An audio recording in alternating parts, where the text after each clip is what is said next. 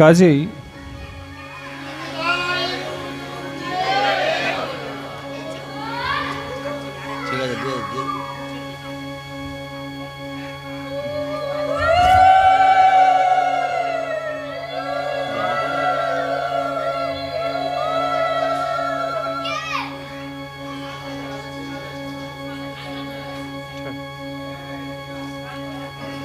তো আজ এক বিশেষ তিথিতে আমরা সকলে সমবেত হয়েছি। বিশেষ তিথিটি কি আজকে আপনারা অনেকেই জানেন। আমার অনুরোধ আবার থাকলো আপনাদের কাছে, আপনারা মুখটি বন্ধ রাখবেন। হাত জোড়ো করে বলছি, ভগবানের কথা এবং কীর্তনের মধ্যে একটু তফাৎ আছে বাবু। কীর্তনের সময়কালীন অনেক বাদ্যযন্ত্র বাজে, কাজে সেখানে হট্টগোল করলে সেটা কীর্তনিয়ার খুব একটা অসুবিধা হয় না। কিন্তু পাঠ চলাকালীন বিশেষ কোনো যন্ত্রপাতি বাজে না। ব্যাসপীঠ থেকে ব্যাসাসনে যিনি বসে আছেন তিনি ভগবানের কথাটুকু বলেন। কাজেই কোনো প্রকারের কথাবার্তা হট্টগোল আদি করলে ভগবানের কথা শুনতে এবং বলতে দুটোতেই প্রচুর অসুবিধা। এটি ভগবানের কথা শ্রবণ করার প্রাথমিক নিয়ম। কাজেই সময় নষ্ট না করে অগ্রসর হই। আজকে বিশেষ তিথি।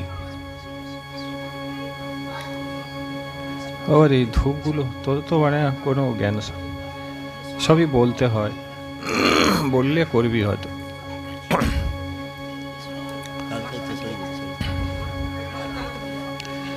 আজকে বিশেষ তিথি মানে আপনারা জানেন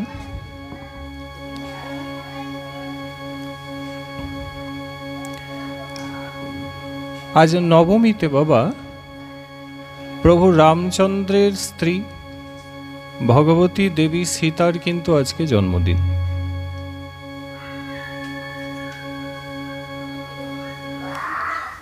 আবার আজকেই প্রেমদাতা জগৎগুরু নিত্যানন্দ প্রভুর ঘরণী মা জাহ্নবী ঠাকুরানীরও কিন্তু আজকেই জন্মদিন।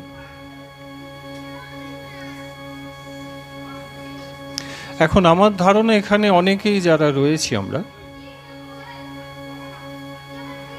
যারা ভক্ত তারা হয়তোবা জানেন, কিন্তু যারা এখনো ভক্তিপথে আসতে পারেননি অনেকেই হয়তো এখানে তোমরা মা জাহ্নবীর নামটি হয়তো শুনোনি, এরকম অনেকে আছে।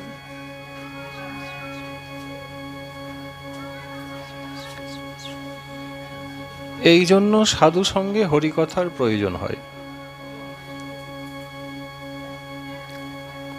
কেন? কারণ সাধু এলে ভগবানের অনেক অজানা কথাগুলি আমাদেরকে জানিয়ে দিয়ে যায়।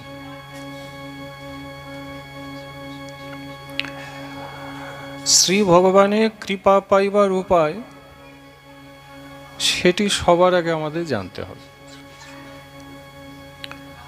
সকল হরিভজনের উদ্দেশ্য একটাই, আর সেই উদ্দেশ্যটি হচ্ছে যাতে আমার প্রতি ভগবানের কৃপা হয়। আমাদের সকল আচার্য বলেছেন, মন জানহ কৃপাই সম্বল। রে মন, এই ভজন জগতে কৃপা ছাড়া অন্য কোনো উপায় নেই।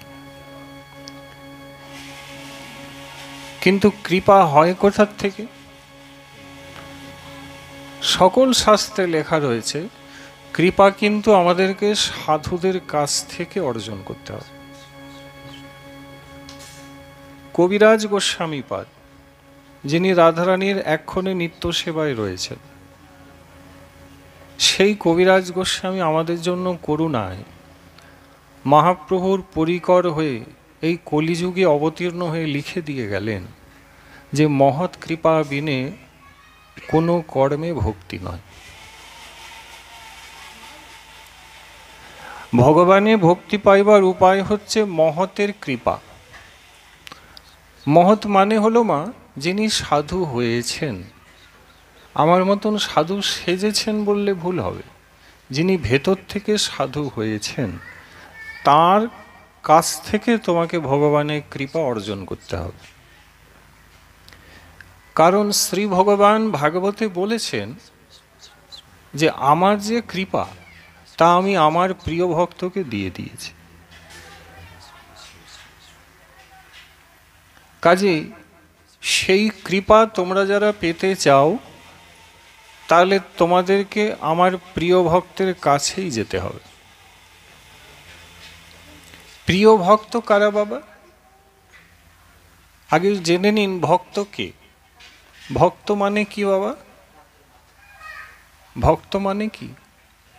ভক্ত মানে হলো যারা শ্রী ভগবানকে ভালোবাসেন তারা ভক্ত। যারা শ্রী ভগবানকে ভালোবাসে। এখন এই যে ভগবান কে, কয়েকার কে শব্দটা দেওয়া আছে, এর মানে কি মা? ভগবান কে মানে ভগবানের নাম। ভগবান ভগবান কে মানে ভগবানের কথা। ভগবান কে মানে ভগবানের ভক্তের সঙ্গ। ভগবান কে মানে ভগবানের প্রসাদ। ভগবান কে মানে ভগবানের ধাম ইত্যাদি। এইগুলিকে যারা ভালোবাসেন, এই স্থানে যাদের যোগাযোগ রয়েছে তারা ভক্ত। দেখুন এই যে এখানে আপনারা আজ সমবেত হয়েছেন, আপনারা সকলেই কিন্তু ভক্ত। কেন? কারণ ভগবানের কথা শুনতে ভালোবাসেন বলেই তো এসেছেন, কাজে আপনারা সবাই ভক্ত।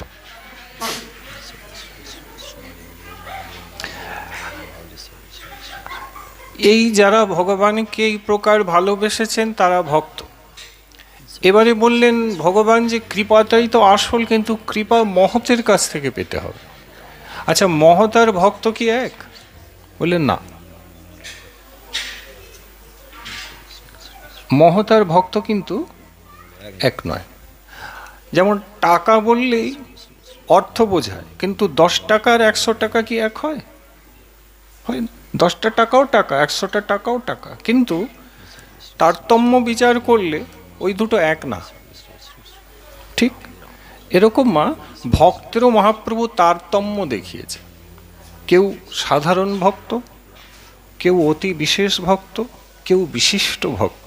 এই যে বিশিষ্ট ভক্ত যে তিনি মহৎ। কেমন?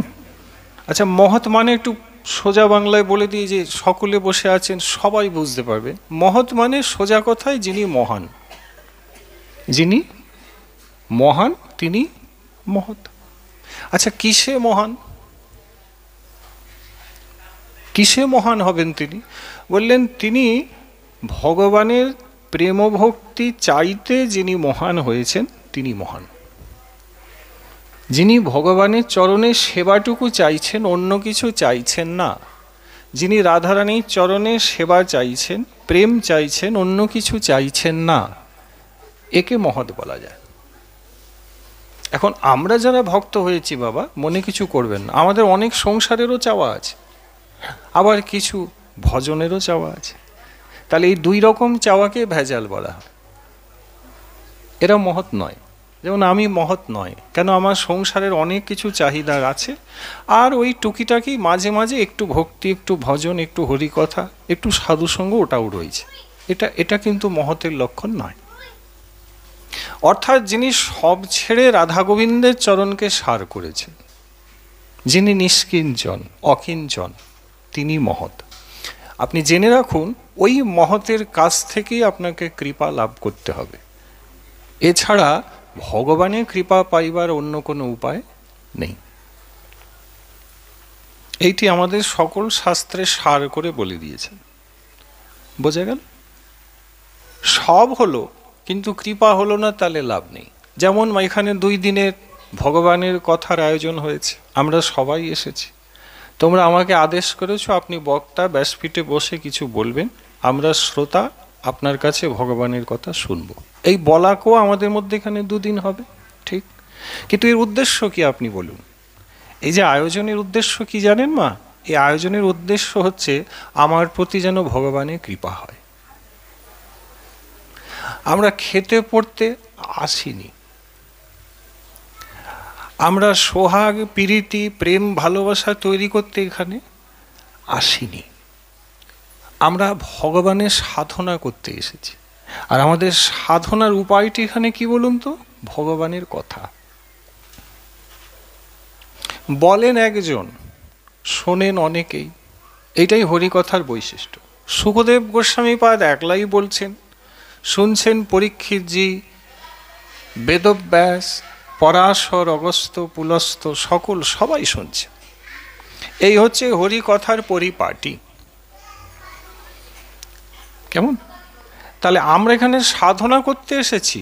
আর এই 2 দিনে আমাদের লক্ষ্য করতে হবে, আজ এবং আগামীকাল, যে আমার প্রতি কৃপা কতটুকু হলো। তাহলে বোঝা গেল কৃপা পাইবার উপায় মহৎ। যে সব ছেড়ে রাধা গোবিন্দ চরণকে সার করেছেন, তিনি একমাত্র মহৎ। এইবারে আচার্যের দ্বারাই কৃপা হয়। যারা মহৎ তারা আচার্য কোটির হন। আচার্য মানে গুরু হন। আচার্য মানে গুরু, মহৎ মানে বাবা গুরুতত্ত্ব। গুরুতত্ত্ব ছাড়া কৃপা হবে না। আর আজকে আমাদের মধ্যে 2 গুরুদেবী তত্ত্বের কিন্তু জন্মদিন। কার কার? প্রভু রামচন্দ্রের স্ত্রী দেবী সীতা আজকেই কিন্তু প্রকট হয়েছেন। আবার নবদ্বীপ লীলায় নিত্যানন্দ প্রভুর দ্বিতীয় স্ত্রী মা জাহ্নবী ঠাকুরানী এই আজকের নবমী তিথিতেই প্রকট হয়েছে। এরা 2 জনেই গুরু দেবী তত্ত্ব। বুঝলেন? মানে আজকে আমাদের গল্পটা এখানে কিরকম তৈরি হয়েছে মা? মানে হঠাৎ করে আমার জমিতে আমি গর্ত খুঁড়ে দেখলাম 1 কলসি ভর্তি সোনার মোহর পেয়ে গিয়েছি। মানে আমি 1 চালতে বাড়ির মানুষ ছিলাম। আপনি ভাবুন 1 কলসি ভর্তি সোনার মোহর পেয়ে গেলে আমি আর গরিব মানুষ তো থাকবো না। তো আমরা এই সংসারে বাবা নির্ধন। আমাদের ধন কি? মহাপ্রভু বললেন রাধা কৃষ্ণ প্রেম যার সেই বড় ধনী। যাদের যুগলচরণে প্রেম আছে সে ধনী, ভগবানের বাক্য। আমাদের বাক্যে আমরা টাকা পয়সাকেই ধনসম্পত্তি বলে বুঝি, কিন্তু মহাপ্রভু বলছেন প্রেম ছাড়া কোনো ধন নাই, নিতাই ছাড়া আমাদের কোনো ধনসম্পত্তি নাই। কাজেই বাবা এই যে রাধা কৃষ্ণ প্রেম যার সেই বড় ধনী, সেই গরিব মানুষটা নিজের বাস্তুর জমি খুঁড়ে 1 কলসি সোনার মোহর যেই পেল, তো পাইবার পূর্বে যে গরিব ছিল পাইবার পরেই সেই বড় লোক হয়ে গেল। হলো কি না? খানিকটা আলো অন্ধকারের মতন। অন্ধকার হলেই মানে আলো নিভে গেলেই অন্ধকার, আবার আলোটি জ্বলে উঠলেই প্রকাশ। তো বাবা বোঝার চেষ্টা করুন, এই বাস্তুতে জায়গা ঘর দুয়ার যা আছে সে সাধু চলে যাওয়ার পরেও থাকবে। কিন্তু সাধু কি করলেন জানেন? এই যে আয়োজন করলেন, গুরু বৈষ্ণবকে ডাকলেন, আপনারা যে এলেন, আপনারা কি করলেন? আপনারা এই বাস্তুতে ভগবানের প্রেমভক্তি ধনটা নিজের চরণধূলি রূপে দিয়ে চলে গেলেন।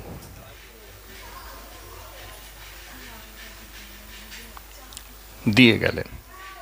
এখন এই বাস্তুতে এই ধুলি পড়ে থাকবে। মজার গল্পটা এইটাই, আমরা অনেকে ঘরে ঘরে হয়তো এখনো হরিকথা সাধুমুখে করাতে পারিনি, কিন্তু যারা পেরেছেন তাদের সৌভাগ্যটা একবার ভাবো। এই যে তোমরা ধুলি দিয়ে গেলে, এ ধুলি থেকে গেল। এই ধুলি এই বংশকে উদ্ধার করে দেবে।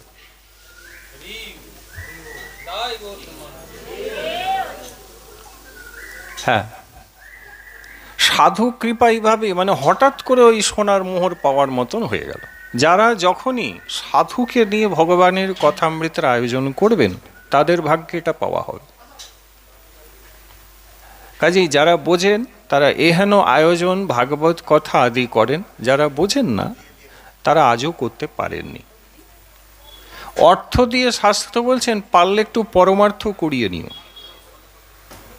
কারণ ইহ জগতে অর্থ কাজে এলেও সেই জগতে পরমার্থ ছাড়া অন্য কিছু কাজে আসে না।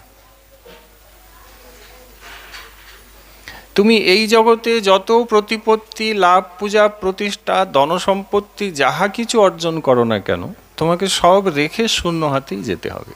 কিন্তু যতটুকু ভক্তি করবে, ভজন করবে, সাধুসঙ্গ করবে, সেটা কিন্তু তোমার সাথে সঙ্গে করেই যাবে।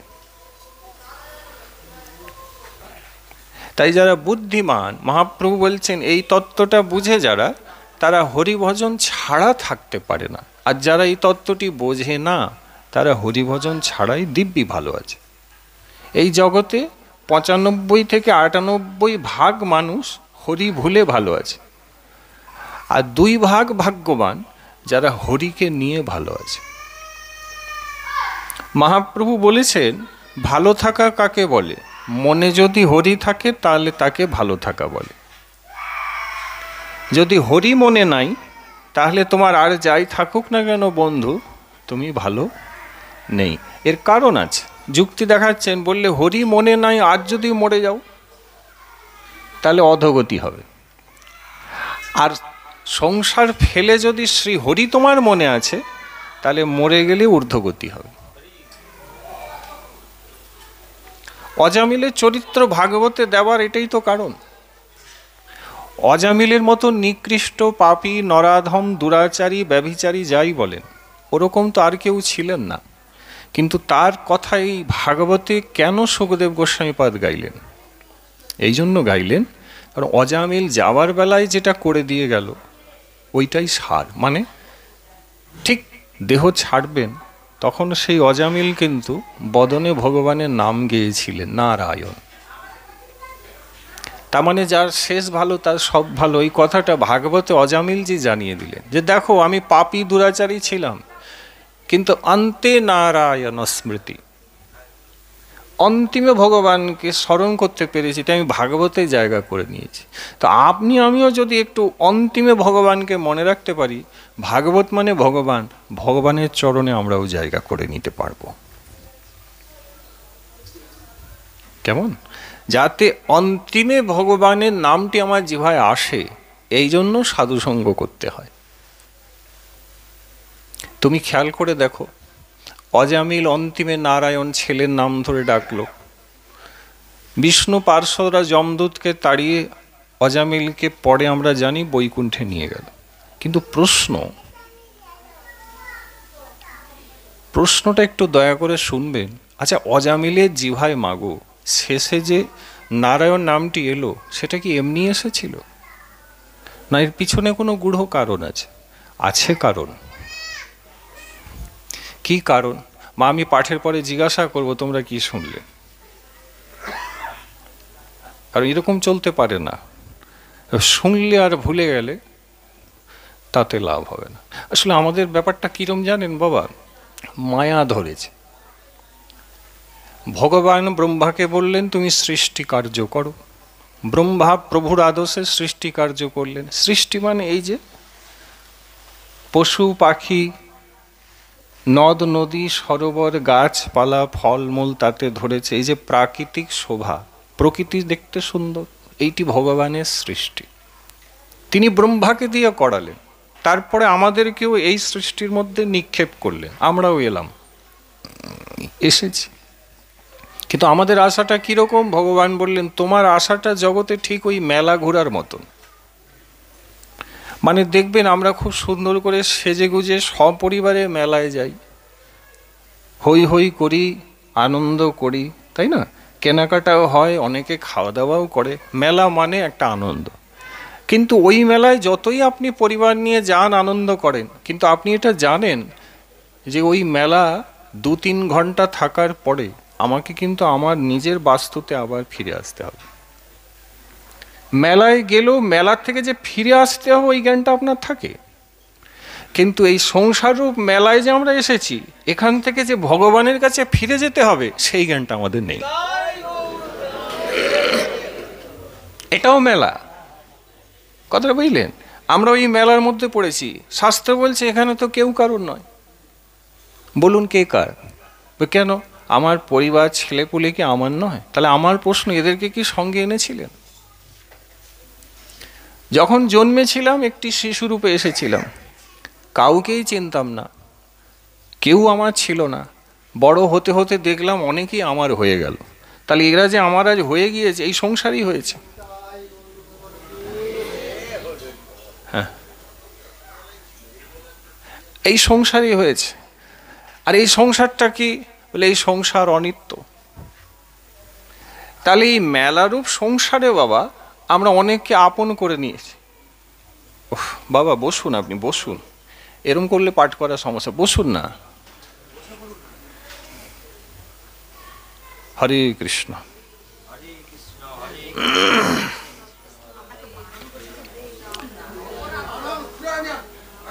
বাবা আসলে আপনাদের গ্রামে পাঠ হয়, মনে কিছু করবেন না, অভয় দিবেন বলি। দেখেন বাবা, কীর্তনাদি হয়, বোঝা যাচ্ছে, বিশিষ্ট পাঠ হয়নি, মনে কিছু করবেন না।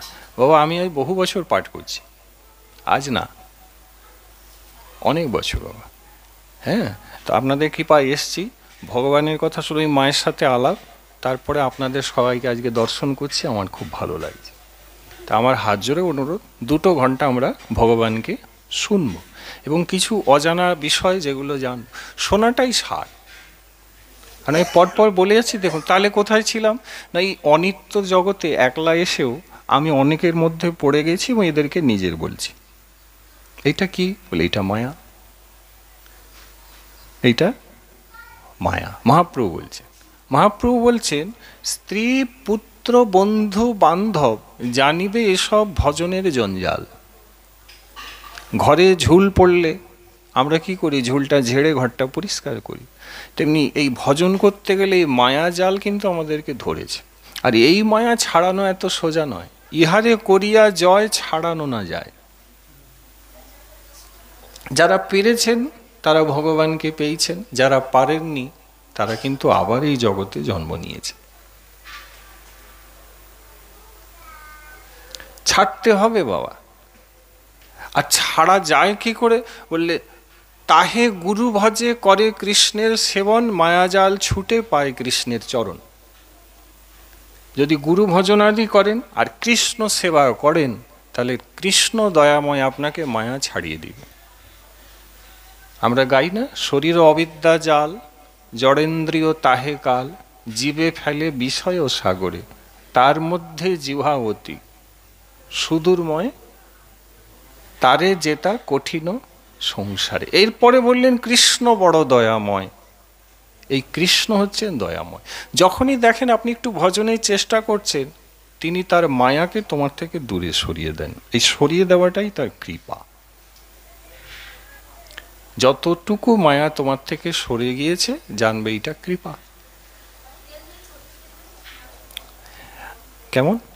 তা মাগো, এই অনিত্য জগতের প্রতি অনিত্য বোধটা থাকলে ভজনে মন বসে। আর এই সকল কিন্তু সাধু কৃপা ছাড়া হয় না। মহাপ্রভুকে প্রশ্ন করলো, প্রভু এই কলিযুগে যারা তোমার ভজন করবে, কোনটা সর্বশ্রেষ্ঠ ভজন, অথবা এমন ভজন কোনটি আছে যাতে সহজেই সকল মানুষ তোমাকে লাভ করতে পারবে? মহাপ্রভু বললেন, ভজনের মধ্যে শ্রেষ্ঠ নববিধা ভক্তি, কৃষ্ণ প্রেম কৃষ্ণ দিতে ধরে মহাশক্তি, তার মধ্যে সর্বশ্রেষ্ঠ শ্রী নাম সংকীর্তন, নিরপরাধে নাম লইলে পায় কৃষ্ণ প্রেমধন। ভজন 64 প্রকারের আমাদের গোস্বামীপাদ দেখিয়েছে। তার মধ্যে 9 প্রকার শ্রেষ্ঠ বলে তুমি জানবে। 9 প্রকার কি কি বাবা? ওই যে শ্রবণং কীর্তনং বিষ্ণু স্মরণং পাদ সেবনম, অর্চনং বন্দনং দাস্যম, সখ্যম চ আত্মনিবেদনম, ইতি পুংসার্পিতা বিষ্ণু ভক্তিশ্চে নবলক্ষণা। ভাগবতে প্রহ্লাদজি এটি বলেছেন। তাহলে বা ভজন হচ্ছে ওই যে শ্রবণ কীর্তন স্মরণ বন্দন ইত্যাদি। কিন্তু ভাগবতের সুখদেব গোস্বামী আরেকটু পরিষ্কার করলেন। কি বললেন? বলে দেখো, নববিধার মধ্যেও কিন্তু শ্রবণ কীর্তন আর স্মরণ, এই 3টি জানবে অতীব শ্রেষ্ঠ।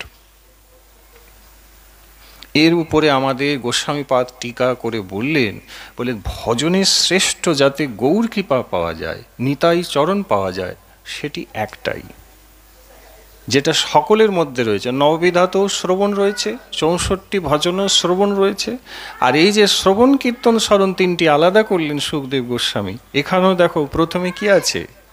শ্রবণ আছে। অর্থাৎ ভগবানকে যদি শুনতে পারি, এতেই মহাপ্রভুর প্রকৃত কৃপা লাভ হয়ে যাবে। ভগবানকে মানে ভগবানের কথা যদি শুনতে পারি, আচ্ছা কার কাছে শুনবেন? ওই আগেই বললুম, সাধুর কাছে শুনবেন। চিকিৎসা যেমন ডাক্তারবাবু করেন, আইন মোকদ্দমার ব্যাপার যেমন উকিল বাবুর কাছে করি, কি গো বাবা, তেমনি ভগবানের কথা কিন্তু সাধুমুখ ছাড়া অন্যের কাছে শুনলে শোনা হলেও কৃপা হবে না। আগে সাধু হও, পরে হরিকথা শোনাবে। তাহলে কি হয়? বলে হৃদয়ে হরিকথা যায়, মার্জিত হয় ভজন, সাধু সঙ্গে অনুক্ষণ, অজ্ঞান অবিদ্যা পরাজয়। তাহলে বাবা সার কথা কি, যাতে নিতাই কৃপা পাওয়া যায়, সেটি হচ্ছে শ্রবণ। এই জন্য কবিরাজ গোস্বামী শ্রবণটা দুবার বললেন, শ্রূয়তাং শ্রূয়তাং নিত্যং। শব্দগুলো একটু ধ্যান দেবেন বাবা। শ্রূয়তাং মানে শোনো শোনো, তারপরে শব্দ দিলেন নিত্যং। নিত্যং শব্দের মানে সবাই জানো মা, নিত্যং মানে নিয়মিত। বলে আমি হরি কথা শুনতে তো ভালো লাগে না আমার, এরকমও হতে পারে। এরকম সংখ্যাটা খুব কমই আছে আমি জানি, তবু ধরে নিলাম তর্কের খাতিরে যে আমার হরি কথা শুনতে ভালো লাগে না। তাহলে আমার কি হবে? কবিরাজ গোস্বামী বললেন, ভালো না লাগলেও যদি বসে পড়ো, তাতেও মহাপ্রভুর কৃপা তোমার প্রতি হয়ে যাবে। বাসের সিটে বসে আছেন, অথবা বাসে সিট পান নাই, দাঁড়িয়ে আছেন, বাসের ড্রাইভার কিন্তু আপনাকে আপনার গন্তব্যস্থানে পৌঁছে দিবে। যে বাসে দুলছে অথবা যে বাসে ঘুমিয়ে আছে, বাস সিটে বসে আছে, প্রত্যেকেই বাসের যাত্রী। আমরা কি দেখি? বাস ড্রাইভার কিন্তু তাকে জায়গায় পৌঁছে দেয়। এই প্রকার মন দিয়ে শুনছে, শুনছে না, আলগা কানে শুনছে বা ঘুমিয়ে পড়েছে বা যাই করছে, যদি সাধুর কাছে বাসের মতন করে যদি থেকে যায়, তাহলে সাধু বৈদ্য তাকে ভব পারাপারে গোবিন্দ চরণে নিয়ে চলে যাবে। কবিরাজ গোস্বামী বললেন, যেবা নাহি শুনে কেহ, শুনিতে শুনিতে সেহ কি অদ্ভুত চৈতন্য চরিত, কৃষ্ণে উপজীবে প্রীতি, জানিবে রসের রীতি, শুনিলেই হয় বড় হিত। একটু ধ্যান দিবেন, শুনিলেই হয় বড় হিত, এই শব্দটা ধ্যান দিন। আবার তৃতীয়বার বলছি, শুনিলেই হয় বড় হিত। আপনি ভগবানের কথা শুনলেই বড় হিত হবে, মানে আপনার বহু কল্যাণ হবে। এই হরিকথা শ্রবণে যদি রুচি হয়, শ্রীজীব গোস্বামী বলছেন, তাহলে তার সকল সিদ্ধি হয়ে যাবে। মানে সে নিতাই গৌর চরণ পেয়ে যাবে, রাধারানীর নিকুঞ্জেও চলে যাবে, গোবিন্দ দর্শন হয়ে যাবে, সব হয়ে যাবে। কার? না যার হরি কথাতে রুচি হয়েছে, তার অন্য কোনো সাধনা করার প্রয়োজন। এবার দেখে নাও মা, তোমার কি সত্যি হরি কথায় রুচি আছে? যদি রুচি থাকে, তাহলে আগামীকাল সকালে আসছি, তোমরা পাঠের আগে সবাই চলে আসবে, এটা রুচির লক্ষণ। আর যদি রুচি সেই প্রকার না থাকে, তাহলে আনুষাঙ্গিক বিবিধ কারণ দেখিয়ে তুমি আসতে পারবেন, তাহলে বুঝতে হবে যে এখনো রুচি হয়নি।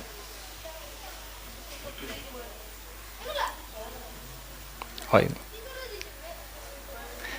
তা মাগো, কৃপা তো মহতের দ্বারে হয়, আর কৃপাই আসল এবং সার কথা। তাহলে মহৎ আজ দুইজন আমাদের মধ্যে প্রকট হলেন। প্রথম হচ্ছেন ভগবতী সীতা। আপনারা সকলেই জানেন সীতার প্রাকট্যের কথা, আজকে তার জন্মদিন। আমরা প্রকট কথাটা বললে অপ্রকট কথাটা বলতে পারি না। সাধুর সমাজে অপ্রকট শব্দটি ব্যবহার করা যায় না। কেন?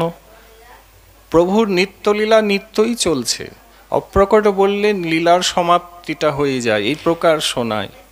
রসিক ভক্ত যারা, তাদের মনে কষ্ট হয়।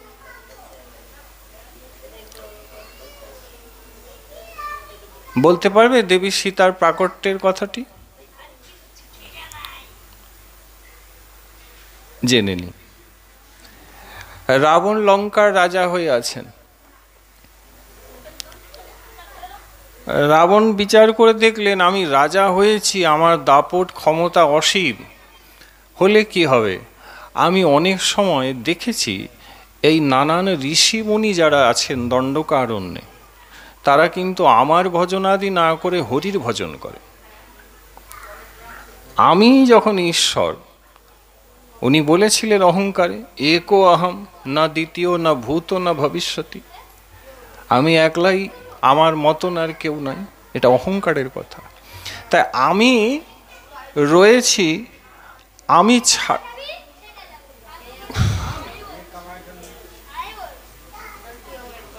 আমি ছাড়া ঋষিমুনিরা আমি যা দেখছি হরির ভজন করে, তাই এরা হরির ভজন করে আমার বলশক্তি ক্ষীণ করছে। এবার ঋষিকে সোজাসুজি আমি কি বলবো, বন্দি করে শাসন করব, সেই ক্ষমতা আমার নেই, কারণ ঋষিদের কিন্তু অভিশাপ দেওয়ার ক্ষমতা আছে, তাই ওর একটু ভয়ও আছে। বললেন উপায় কি? মন্ত্রীদের বললেন, মন্ত্রীরা পরামর্শ বললেন দেখুন রাজা, আপনি ঋষিদের কাছে কর গ্রহণ করুন। তারা কর দিতে বাধ্য, কেন? কারণ প্রত্যেকটি ঋষি আপনার প্রজা, আপনি রাজা, প্রজা কর দিবে রাজাকে, এটা স্বাভাবিক ব্যাপার। আপনি তাদের কাছে কর গ্রহণ করুন, দেখুন তখনই তারা আপনার আনুগত্য মানবে। রাজা রাবণ অসুর করলেন কি, তার কতিপয় অসুরকে ওই ঋষিদের কাছে কর নিতে বনে পাঠালেন। আমরা শুনছি দেবী সীতার প্রাকট্যের কথা, শুরুটা এখানেই হয়েছে। এখান থেকে দেবী সীতার প্রাকট্যের কথাটা তোমরা জানতে পারবে। রাবণ অসুরদেরকে পাঠালেন ঋষিদের কাছে। সেই অসুররা প্রথমেই যার কাছে উপস্থিত, তিনি ছিলেন ঋষি শ্রেষ্ঠ অগস্ত্যজি। আপনারা জানেন অগস্ত্যজি, এদের ভাগ্যে প্রথমেই অগস্ত্যজির কাছেই আসা। অগস্ত্যজিকে দেখে যাই হোক এরা প্রণাম করলো অসুররা, আর বললেন আমরা রাবণের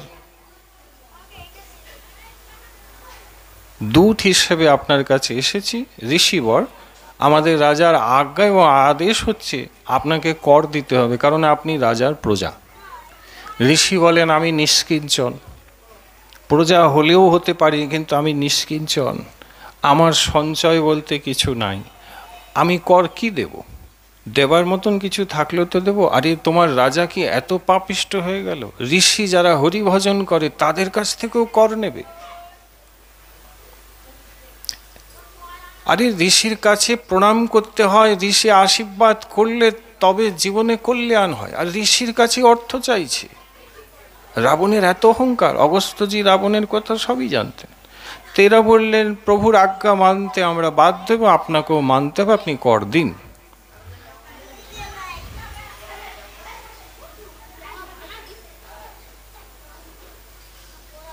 তখন বিরক্ত হয়ে ঋষি অগস্ত্য করলেন কি বাবা, এটি কলসি নিলেন, সেই কলসিতে কি করলেন, নিজের এই বৃদ্ধাঙ্গুষ্ঠ, এতে একটি বনে ছিলেন একটি কাঁটা ফুটালেন। কাঁটা ফুটিয়ে দিলেই, কাঁটা বার করলেই কি হবে মা, এখান থেকে রক্ত পড়বে। ঋষি অগস্ত্য কি করলেন, কলসিতে সেই বৃদ্ধাঙ্গুষ্ঠ রক্ত পড়ছে চেপে ধরলেন, আর যে চেপে ধরলেন ঋষির রক্ত 8-10 ফোঁটা ওই কলসির ভিতরে পড়েছে।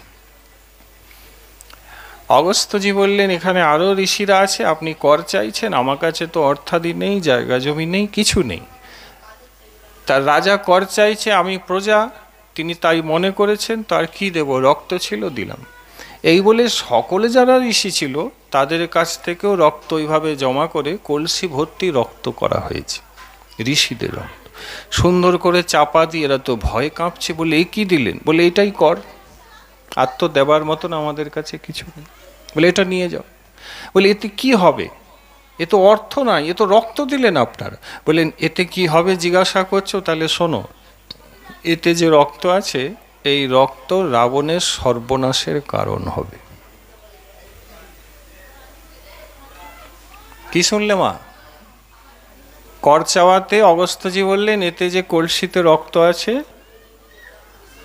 এই রক্ত রাবণের সর্বনাশের কারণ। এরা ভয়ে আতঙ্কে আর করবেন কি, কলসি নিয়ে রাবণের কাছে হাজির। সব ইতিবৃত্তান্ত বলায় রাবণ মাথায় হাত দিয়ে বললেন, হ্যাঁ রে, তোরা পেলি তো পেলি, আগে অগস্ত্যকেই পেলি। আরে জানি সে, আরে এক গণ্ডূষ, সে গণ্ডূষ জলে 7 সমুদ্রের জল পান করেছে, তার মহিমা হাতে, তার কাছেই গেলি। বললো কি করবো, আমরা তো আর চিনি না, আমরা তো বৈষ্ণব নয় যে বৈষ্ণব চিনবো, আমরা তো অসুর, যাকে পেয়েছি তাকেই বলেছি। বল কি বললো, বলে এই যে রক্ত আছে আপনার সর্বনাশের কারণ, মানে এতে আপনার মৃত্যু হবে। না না না না না, আমার মৃত্যু হতে পারে না। বলে তাই তো বলেছেন অগস্ত্যজি। বলে হায় আমাকে রক্ষা করো, আমি কি করি, আমি মরতে চাই না, আমি বাঁচতে চাই। রাবণ বলেছেন, মন্ত্রীরা পরবর্তীতে রাবণকে পরামর্শ দিলেন আর বললেন, রাবণ রাজা কাজ করো, কলসির থেকে যদি তোমার মৃত্যু হবে এমন কিছু আছে, তাই কলসিকে আমরা অনেক দূরে অন্যত্র মাটিতে পুঁতে দেব, চাপা দিয়ে দেব। কারণ রক্ত আমরা যা জানি, ওদের বিদ্যা, রক্ত আমরা যদি জানি যে রক্ত যদি মাটিতে মিশে যায় তাহলে রক্তের আর কোনো মূল্য থাকে না, ও মাটি চাপা দিয়ে দেব, কোনো চিন্তা নাই। রাবণ বললেন, যা মনে হয় তাই করো ভাই, আমি তো অভিশাপ পেয়ে গেলাম। এরা গেল এবং সেই রক্তভর্তি কলসিকে কোথায় নিয়ে গেল জানেন? জনকপুরীতে। পরবর্তীতে জনকপুরী হবেন, সেই মাটি চাপা দিয়ে জনকপুরীর স্থানেই রেখে দিল, থাকলো। পরে রাজা জনক হয়েছেন আপনারা জানেন, তিনি বিয়ে করলেন, তার স্ত্রীর নাম ছিল সুনয়না। ইনি দেবী সীতার মা হন ইহ জগতে, সুনয়না।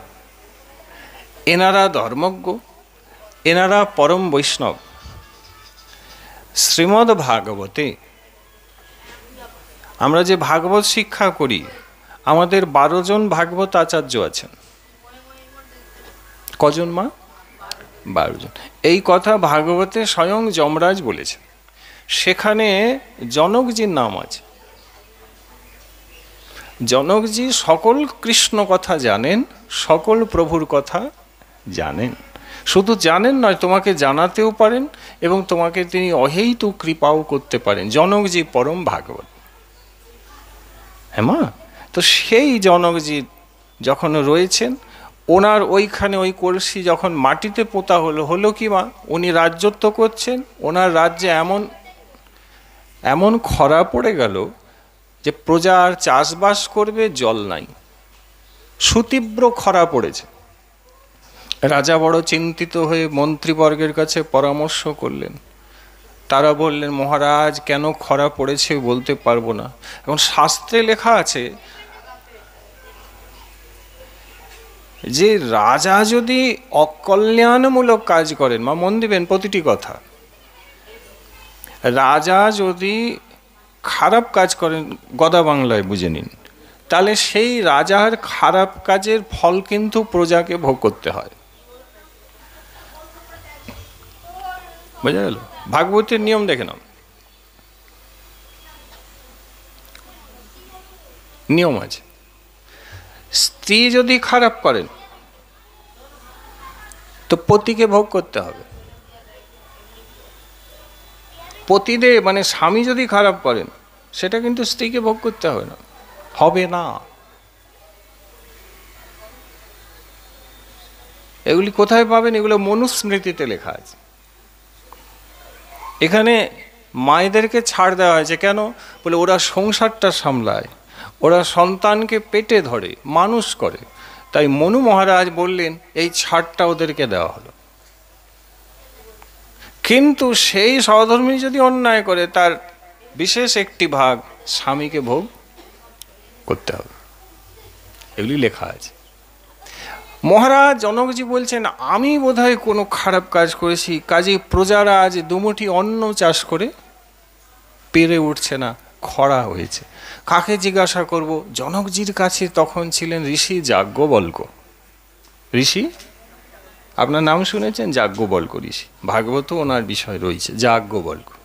কেমন বাবা, যাজ্ঞবল্ক্যের কাছে যখন গেলেন, ঋষি বললেন, দেখেন মহারাজ, যে খরা নেমেছে এই খরা কাটাতে আপনাকেই লাঙল ধরতে হবে এবং আপনাকেই চাষ করতে হবে। আপনি যদি সস্ত্রী চাষ করেন তাহলে নিশ্চয়ই ফসল হবে। বলে প্রজার জন্য আমি চাষ করতে রাজি আছি। সোনার লাঙল করা হলো। আচ্ছা, বলদ দিয়ে চাষ নয়। যাজ্ঞবল্ক্যজি বললেন, বলদ থাকবে না, সামনে দুইজন, সোনার লাঙল থাকবে, আর আপনি মহারাজ একদিকে থাকবেন আর আপনার স্ত্রী সুনয়না আরেক দিকে থাকবেন। আপনারা ওই লাঙলকে মাটিতে টেনে টেনে নিয়ে যাবেন, তবেই চাষ হবে। যখন যাজ্ঞবল্ক্যজি বললেন তো জনকজি তাই করলেন। গ্রন্থে লেখা আছে, করতে করতে ওই চাষ করতে যাচ্ছেন, করছেন, তার মধ্যে ওই যে কলসি ছিল ওইখানে এসে লাঙলটি আটকে যায়। দেখুন, আটকে যেতে লাঙল আর গড়ায়নি কেন? গড়াতে পারবে না, কারণ ঋষির রক্ত। আচ্ছা, ঋষির রক্ত মানে কি মা? এটাও বুঝে নাও। ঋষির রক্ত মানে আমার তোমার রক্তের থেকে কিছুটা আলাদা। ঋষির রক্তে ভক্তি তত্ত্ব আছে।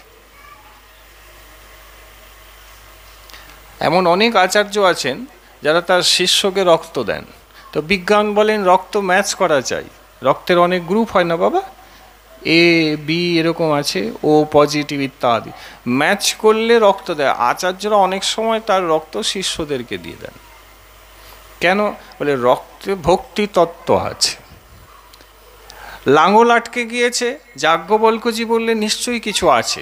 মাটি খুঁড়ে সেই কলসি যখন হাতে পেলেন, আর তারপরে আদেশ হয়ে গেল যে আপনি মহারাজ, চাষও হবে, ফসল উৎপন্ন হবে, এটিকে সম্মুখে রেখে আপনি যজ্ঞ করবেন। আপনারা জানেন ত্রেতাতে যজ্ঞে ভগবানকে পাওয়া যেত।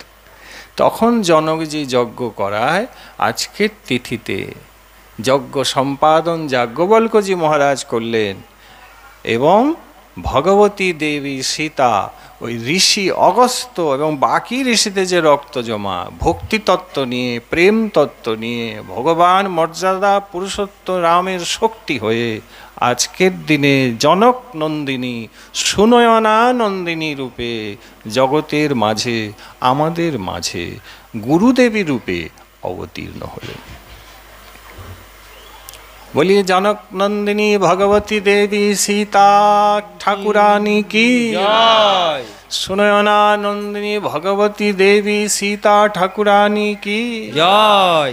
আজকের তিথিতে যজ্ঞ সম্পাদনের পরে ইনি প্রকট হলেন। এবারে সেই প্রশ্ন থেকে গেল, অগস্ত্যজি বলেছিলেন এই রক্তের থেকেই তোমার সর্বনাশ হবে। তো ঋষি প্রদত্ত পূর্ণ ভক্তি তত্ত্ব, প্রেম তত্ত্ব রূপে দেবী সীতা আমাদের মধ্যে আবির্ভূত হলেন। আর দেখুন, এই সীতার জন্যই রাবণ কিন্তু মৃত্যু লাভ করেছে, নয় কি? কি করে সবাই জানেন মা? যদি তিনি দেবীকে হরণ না করতেন তাহলে প্রভু রামচন্দ্রের সাথে রাবণের যুদ্ধই হতো না। কেন যুদ্ধ হলো? প্রভুর বাক্য ছিল তুমি দেবীকে ফিরিয়ে দাও, আর রাবণের কথা হচ্ছে আমি ফিরাতে, এই নিয়ে তো যুদ্ধ। তাহলে ঋষির বাক্য সত্য হলো কি না, যে এই রক্তেই তোমার সর্বনাশ হবে? হলো না? তাই দেবী সীতা একথা খোদ বিভীষণ রামচরিত মানসে বলেছেন, অঙ্গদজি মহারাজ এসে রাবণকে বুঝিয়েছেন, হনুমানজি বুঝিয়েছেন। বলে যাকে আপনি এনে রেখেছেন আপনি জানেন না এ আপনার কাল। কাল মানে মৃত্যু। একে যদি প্রভুর কাছে ফিরিয়ে দেন তাহলে বেঁচে যাবেন, আর যদি রেখে দেন তাহলে আপনি শেষ হয়ে যাবেন। রাবণ কিন্তু আমরা জানি দেবী সীতাকে ফিরালো না, ফলে কি হলো? প্রভুর হাতে তার মৃত্যু হয়ে গেল। আর দেবী সীতা, আচ্ছা সীতা কি তত্ত্ব মা?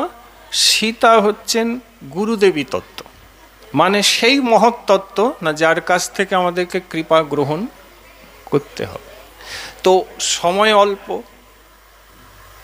বিরাট তেনার মহিমা, অনেক কিছু বলার মতন সময় না থাকলেও যৎকিঞ্চিত যতটুকু এখন আস্বাদন করলাম, আমাদের ধারণা যে তিনি আমাদেরকে নিত্যলীলা থেকে অবশ্যই কৃপা করবেন।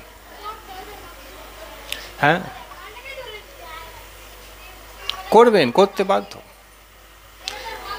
দেবী সীতা গুরুদেবী কেমন কৃপা করেন, একটু রামচরিত মানসের কথা বলি। আপনারা হয়তো রামচরিত মানস অনেকেই শোনেননি, কীর্তনে এগুলো হয় না, কারণ টিভিতে কীর্তন আমি একটু একটু দেখি, টিভি চালিয়ে খাওয়া দাওয়া করি, কোনোদিন শুনিনি, হয়তোবা কেউ বলেছেন। আচ্ছা, দেবী সীতা কেমন কৃপাময়ী দেখুন। আপনারা দেখবেন একজনের নাম হচ্ছে রামচরিত মানসে পাই জয়ন্ত, শুনেছেন আপনারা? কেউ শুনেছেন জয়ন্ত? হ্যাঁ, তাহলে মা এই যে জয়ন্ত, এ অভিশপ্ত এ কাকের দেহ লাভ করে দেবী সীতার কোমল নবনীতের মতন চরণে চঞ্চুর দ্বারা আঘাত করেছিল, যাতে দেবীর রক্তক্ষরণ হয়েছিল। ভগবান রামচন্দ্র রুষ্ট হয়ে যে দেবীকে এইভাবে আঘাত করল, তখন একটি কুশ অভিমন্ত্রিত করে ছুঁড়ে মেরেছে, যাতে ওর মৃত্যু হয়। কাক রূপে জয়ন্ত পালায়, সাধারণ সে নয়, আর পিছনে ভগবানের অস্ত্র যায়, বাঁচার কোনো উপায় নাই। জয়ন্ত ইন্দ্রলোক, ব্রহ্মলোক, শিবলোক সকল ধাম ঘুরে নিয়েছে, কিন্তু প্রভুর অস্ত্রের থেকে রক্ষা হয়নি। শেষে এই জয়ন্ত পথে পেলেন কাকে? ভক্ত চূড়ামণি নারদজিকে। আচ্ছা, নারদজিকে বলে, নারদজিও গুরুতত্ত্ব। প্রহ্লাদের গুরুকে মা? ধ্রুব মহারাজের গুরুকে? নারদ। সত্যভামার গুরুদেবকে? নারদ। দেবী গৌরী মানে দেবী পার্বতীর গুরুদেবকে? নারদ। বাল্মীকির গুরুদেবকে? নারদ। অম্বরীশজির গুরুদেবকে? ইনি গুরুতত্ত্ব। তো গুরুতত্ত্ব যখন দাঁড়িয়েছে, দেখুন শিবলোকে ব্রহ্মলোকে যে জয়ন্তের প্রভুর অস্ত্রের থেকে রক্ষা হলো না, সেই জয়ন্ত ভীত সন্ত্রস্ত যখন নারদজিকে দেখলেন, বিশ্বাস করলেন যে ঈশ্বরতত্ত্বে রক্ষা না হলেও গুরুতত্ত্বের চরণে আমার নিশ্চয়ই রক্ষা হবে, এটা তার বিশ্বাস।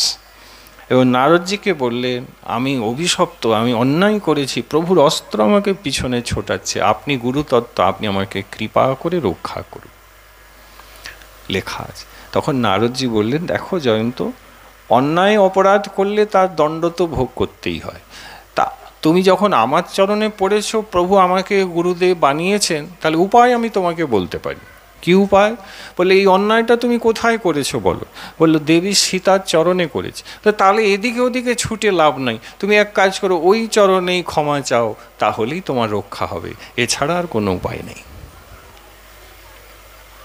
তাহলে গুরুদেব জানিয়ে দিলেন দেবীর চরণেই পড়তে হবে। এই জয়ন্ত ছুটে গিয়ে দেবীর চরণে যখন পড়েছিলেন, তো দেবী সীতাকে ক্ষমা করে দিয়েছে। তা প্রভু দেখুন অস্ত্র ধরেছেন, মেরে ফেলবেন, আর এই ভগবতী সীতা একে কি করলেন? রক্ষা করলেন। তাহলে বাবা আমাদেরও তো তাই। আপনি দেখুন সিদ্ধ বাবা বলছেন, যে বাড়িতে পুরুষেরা আছে সেই বাড়িতে যদি বাটি নিয়ে ভিক্ষা করতে যাই, ভিক্ষা হয়তো নাও পেতে পারি, কিন্তু যেই বাড়িতে মায়েরা আছে সেই বাড়িতে গিয়ে যদি বলি, মাগো কিছু দাও আমাকে, আমার ধারণা পুরুষেরা শক্ত হৃদয় তারা ফিরিয়ে দিল, মায়েদের কোমল হৃদয় তারা খালি বাটিতে আমাকে ফিরাবে না, মাধুকরীতে ভিক্ষা নিশ্চয়ই কিছু দিয়ে দেবে। কেন বাবা? ভগবানের সৃষ্টিতে ভগবান মায়েদেরকে বিশেষ দয়াময় করে পাঠিয়েছে। কারণ আমরা যারা এসেছি বাবা, সে ছেলে হই আর মেয়ে হই, আমরা সকলে মাতৃগর্ভেই ছিলাম, পুরুষের গর্ভে কেউ ছিলাম না। ভগবানকে বেদ বলছেন তিনি পুরুষ শ্রেষ্ঠ, বেদান্ত তিনি পুরুষের মধ্যে শ্রেষ্ঠ, কিন্তু সেই পুরুষ শ্রেষ্ঠ ভগবান পর্যন্ত ভাবুন, তিনি যখন জগতে লীলা করতে আসেন, তিনিও একটি নারীর গর্ভেই প্রবেশ করে যান, নয় কি? বসুদেব আর দেবকীর গর্ভে গোবিন্দ প্রবেশ করলেন, নন্দ বাবা মা যশোদার গর্ভে স্বয়ং ভগবান গোপালজি প্রবেশ করলেন, আমার মহাপ্রভু শচীর গর্ভে প্রবেশ করলেন, আমার নিতাই চাঁদ হাড়াই পদ্মাবতী অর্থাৎ পদ্মাবতী দেবীর গর্ভে প্রবেশ। দেখুন এরা স্বতন্ত্র, স্বয়ং ভগবান, এনারাও যখন আসছেন মাতৃগর্ভকে আশ্রয় করেই আসছেন। তাই যে এই যে মাতৃ জাতি বাবা, এদের কাছে বাটি নিয়ে ভিক্ষা করলে এরা আপনাকে খালি হাতে ফেরাবে না, দেখবেন ঠিক কিছু একটা দিবে। পুরুষ হলে কঠিন হৃদয় হয়, হয়তো ফিরিয়ে দিবে, আরে যাও যাও, এখন কিছু পাওয়া যাবে না। তাই দেখেন ভগবতী দেবী সীতা এই জয়ন্তকে ক্ষমাই শুধু করলেন না, ক্ষমার পরে কৃপাও করে দিলেন, আঘাত করলেও কৃপা করলেন। তা আজকের তিথি মাতৃতত্ত্বের তিথি, ভগবতী ও তত্ত্বের তিথি, দেবী কৃপা করবেন। আচ্ছা, দেবী সীতা আমাদেরকে মর্যাদা, ভক্তিতে মর্যাদা প্রদান করে। মর্যাদা মানে হচ্ছে সীমা, মানে নিজের সীমানাতে থেকে ভক্তিতে উন্নতি ঘটাতে হবে, একে মর্যাদা বলা। সীমা ডিঙিয়ে গেলে ক্ষতি হবে। কারণ খোদ তিনি লীলা করে দেখালেন, যখন লক্ষণ, তিনি আরেক গুরুতত্ত্ব, ওই যে লক্ষণের রেখা মানে মর্যাদার সীমাটা এঁকে দিলেন, আর দেবীকে বললেন, দেবী আপনি মর্যাদা পুরুষোত্তম আমার প্রভুর নিত্য ছায়াসঙ্গী হিসেবে এসেছেন, আপনি মর্যাদার ভিতরে থাকলে আপনার কোনো বিপদ হবে না। কিন্তু যখন তিনি মর্যাদা ছেড়ে বেরিয়ে এলেন, তখনই রাবণ নিয়ে গেছে। তা আমাদের ভজন ভক্তিতে ওই লক্ষণের মতন এঁকে দেওয়া রেখার মতন কিছু মর্যাদা আছে, যেগুলো আমাদের মানতে হয়। আমাদের মর্যাদা কি? আমাদের মর্যাদার রেখা হচ্ছে আমরা গুরু বৈষ্ণবকে সম্মান করব।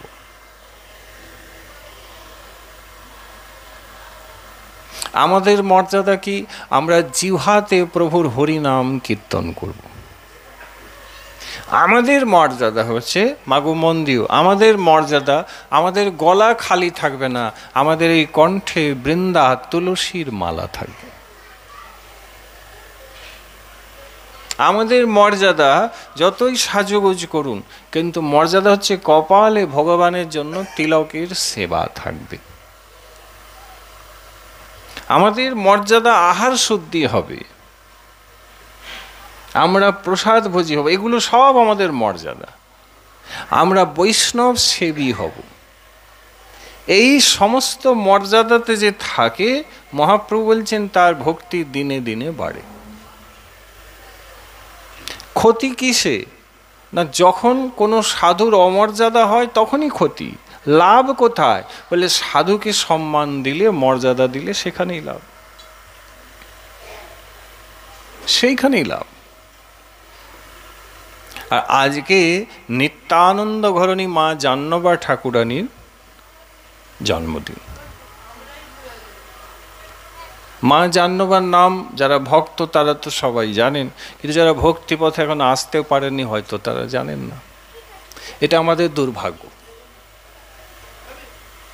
কারণ মা জাহ্নবী মানে যেমন দেবী সীতা, মা জাহ্নবীও তাই। কিরকম করে? মা ত্রেতাতে লক্ষণ, প্রভু রামচন্দ্রের ভ্রাতা, যিনি গুরুতত্ত্ব, যিনি অদ্ভুত প্রভুর সেবা করেছেন, সেই লক্ষণের ধর্মপত্নীর নাম কি ছিল?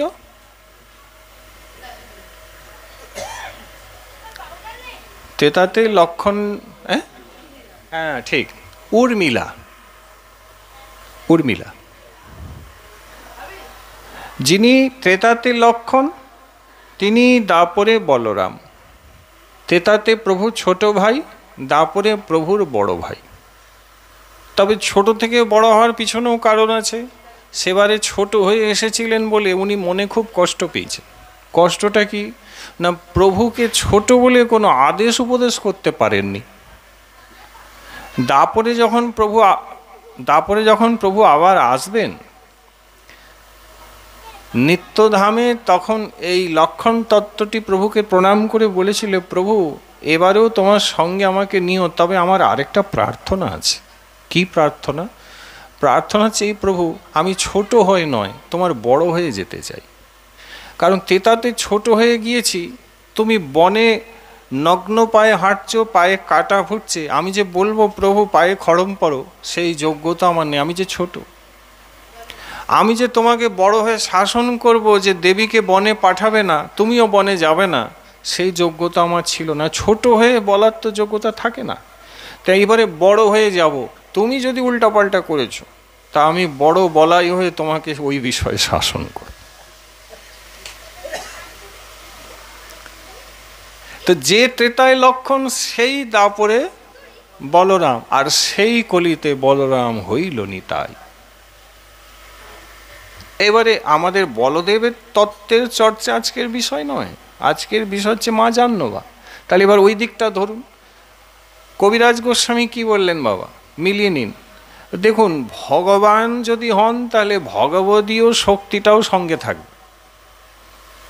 যেমন কবিরাজ গোস্বামী বললেন, রাধা পূর্ণ শক্তি, কৃষ্ণ পূর্ণ শক্তিমান, দুই বস্তু ভেদ নাহি ইহে শাস্ত্র প্রমাণ।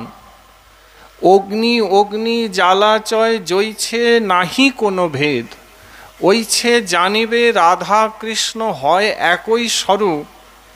লীলারস আস্বাদিতে দুই হইলা এবে এক রূপ। তাই না? মানে সোজা কথায় রাধারানী হচ্ছেন পূর্ণ শক্তি আর কৃষ্ণ হলেন পূর্ণ শক্তিমান, আর এই দুইয়ের মধ্যে কোনো ভেদ নাই। যেমন আগুনে তার দাহিকা শক্তি দুটো একই, আগুন থাকলে তার জ্বালা থাকবে, জ্বালা বা দাহিকা শক্তি ছাড়া আগুন হতে পারে না। এরকম শক্তিমান গোবিন্দ আছেন আর শক্তি রাধারানী নাই, এটা সম্ভব নয়। শক্তিমান মানে যার শক্তি আছে, তাই না? তা এইভাবে বিচার করুন। ত্রেতাতে যদি লক্ষণ এলেন, তো লক্ষণের শক্তি ছিলেন উর্মিলা। এই ত্রেতার উর্মিলার তত্ত্বটি কিন্তু নবদ্বীপে মা জাহ্নবাতে আছেন। আবার ত্রেতার পরে দাপর, দাপরে বলদেব, বলদেব দুটি বিয়ে করেছেন। গৌড় গণোদ্দেশ দীপিকায় কবি কর্ণপুর গোস্বামী পাদ লিখেছেন, বলদেব দাপরে দুটি বিয়ে করেছেন। কাকে কাকে? কি নাম ছিল? রেবতী আর বারুণী। রেবতী আর বারুণী, এই দুইজনকে বিয়ে করেছেন। এই রেবতী এবং বারুণী এরাই ব্রজের, এরাই কলিযুগে ওই বসুধা এবং জাহ্নবা রূপে এসেছেন। এনারা যার মেয়ে হয়ে এসেছেন তিনি হচ্ছেন শ্রী সূর্যদাস পণ্ডিত। ইনি ব্রজলীলায় ছিলেন কুকুদমি, যিনি রাজা কুকুদমি, যার মেয়ে কন্যা ছিলেন এই রেবতী। এই রেবতী যে কন্যা ছিলেন, এই কুকুদমি নবদ্বীপ লীলায় সূর্যদাস পণ্ডিত হয়েছে। মানে বুঝলেন, মানে ওই লীলার ওই তারাই আবার নবদ্বীপ লীলায় এসেছেন, কোনো তফাৎ নেই। উর্মিলা মানে লক্ষণের স্ত্রী, অদ্ভুত মহিলা, মান আশ্চর্য। মানে তোমাদের মতন মা মেয়েদের মতন করে যদি বলি তো দেখো ভালো লাগে কিনা বলি। যখন লক্ষণ ইন্দ্রজিতের শক্তিশালে মূর্ছিত হয়ে যুদ্ধক্ষেত্রে পড়ে গেলেন, রাবণের কাছ থেকে সুসেন বৈদ্যকে আনা হলো। তিনি যুক্তি দিয়ে বললেন, এই লক্ষণজি মহারাজকে বাঁচাতে গেলে আজকেই সূর্য উদিত হওয়ার পূর্বে, হ্যাঁ আপনারা জানেন গন্ধমাদন পর্বত থেকে সেই বিশল্যক করি নিয়ে যে মহাকবিরাজি ঔষধ, দিব্য প্রাকৃত ঔষধ আনতে হবে। সেই ঔষধ নাসিকায় একে দিতে হবে, মুখে দিতে হবে। তবে আজ রাত্রেই যদি করা যায় তবে প্রাণ ফিরবে, নইলে প্রাণ ফিরবে না। এই গুরু দায়িত্বটা ভগবান লীলা করছেন, হনুমানকে দিলেন। মন দিবে মা, তিনি গন্ধমাদন পর্বতে গেলেন, বিরাট প্রসঙ্গ, সেদিকে যাব না। তিনি চিনতে পাচ্ছেন না যে কোনটি সেই বিশল্য করিনি। তিনি সম্পূর্ণ পর্বতকেই তুলে নিলেন। আসার পথে ভরতজি মহারাজ দেখলেন অযোধ্যার উপর দিয়ে কেউ পর্বত নিয়ে চলে যাচ্ছে। অশুভ কেউ হবে, অসুর হবে মনে করে ভরতজি একটি বাণ চালালেন। সেই বাণ হনুমানের বক্ষে লাগলো। পর্বত সমেত মূর্ছিত হয়ে অযোধ্যার নগরীতেই ধপাস করে হনুমান পড়ে গেলেন। ভরতজি যখন দেখলেন হনুমান কাতর প্রাণে মানে ছটপট করছে, যন্ত্রণা উঠছে, আর জিহ্বাতে বারবার বলছেন শ্রীরাম শ্রীরাম শ্রীরাম শ্রীরাম। প্রভুর নাম যখন ভরতজি মহারাজ শুনলেন, অশ্রু ফেলে বললেন, হায় সর্বনাশ হয়ে গেল, আমি মনে হয় প্রভুর কোনো প্রিয় ভক্তকে আঘাত করে দিলাম। জ্ঞান ফিরতে হাত দুটি ধরে ভরতজি পরিচয় জিজ্ঞাসা করায় হনুমানজি বললেন, আমি হনুমান। বলে, ও আপনি হনুমান? হনুমানজি বললেন, আপনি কাঁদছেন, আপনি কে? বলে, আমি অধম ভরত। আরে আপনি ভরত? প্রভুর কাছে আপনার মহিমা শুনে শুনে অনেক দিনের ইচ্ছা ছিল আপনাকে একবার দেখব। আজ আমার নেত্র সফল হয়ে গেল। দেখুন, এই হনুমানের বাক্য। নেত্র কবে সফল হয়?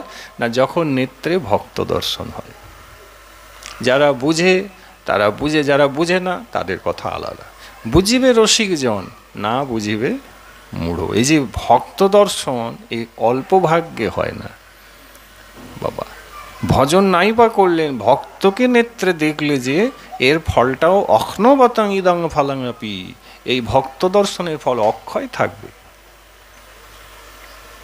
ভগবানের করুণার কথা শুনলে তোমার মাথা খারাপ হয়ে যাবে। ভজন নাই বা করলে তোমার মনে যদি একজন ভক্ত জায়গা করে নেয়, তাহলে সেই ভক্ত তোমাকে উদ্ধার করে গোবিন্দ চরণে নিয়ে চলে যাবে।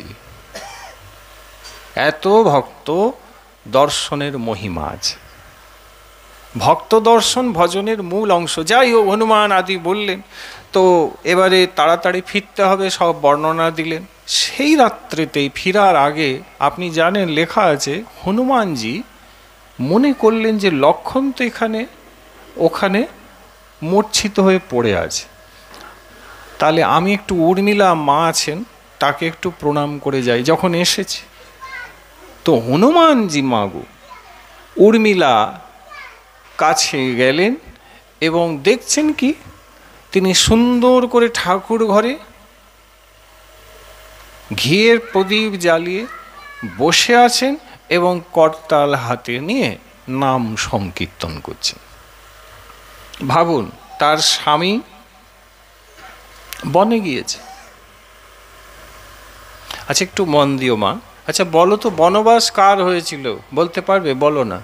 বনবাস প্রভু রামচন্দ্র হয়েছিল নাকি লক্ষণের হয়েছিল? খেয়াল করে বলো, এই তত্ত্বগুলি তোমরা আর বোধহয় শুনতে পাবে না। বনবাস কিন্তু মা খেয়াল করে দেখো লক্ষণের হয়নি। আমি কি বলতে চাইছি সেটা তোমরা পরে বলবে আস্বাদন পেলে কিনা। বনবাস কিন্তু প্রভু রামচন্দ্রের হয়েছিল, লক্ষণের বনবাস হয়। তাহলে বলে উনি প্রভুর সেবায় নিজেই স্বেচ্ছায় বনে চলে গিয়েছে। তাহলে এবারে আমার প্রশ্নের উত্তর দিন, কার ত্যাগটা বড় হলো, প্রভু রামচন্দ্রের নাকি লক্ষণের? বলুন। এগুলো মাথায় একটু রেখো মাগো। ভজন নাই বা করলে চলার পথে বলবে, হ্যাঁ এটা একদম ঠিক বলেছ। কারণ যার আদেশ হয়েছে বনে যেতে হবে তাকে তো যেতেই হবে, কি গো বাবা। কিন্তু যার আদেশ নেই, সেও যদি সেবার তাগিদে আমি প্রভু সেবা করব, আমি যাব, চলে যায়, তাহলে তার ত্যাগটা কিন্তু অনেক বেশি। এটা কেন জানেন? খেয়াল করে বাবা, ভগবান হলেন রামচন্দ্র, আর লক্ষণ কেবল ভগবান নন, তিনি ভগবানের সেবা বিগ্রহ। তিনি ভগবানের কাছে কেমন জানেন? গুরুতত্ত্ব। তাই জন্য প্রভুর বনে গেলে আমিও প্রভুর সাথে চলে যাব। সেবক আর কি বোঝে? যেখানে সেব্য সেখানেই সেবক যাবে। রণে বনে জঙ্গলে যেখানে সেব্য প্রভু রাম যাবেন, লক্ষণ সেখানেই যাবেন। কাজে গিয়েছেন। ত্যাগটা লক্ষণের অনেক বড়। আচ্ছা লক্ষণের ত্যাগ তো অনেক বড়, তার থেকে ত্যাগ কার বড়?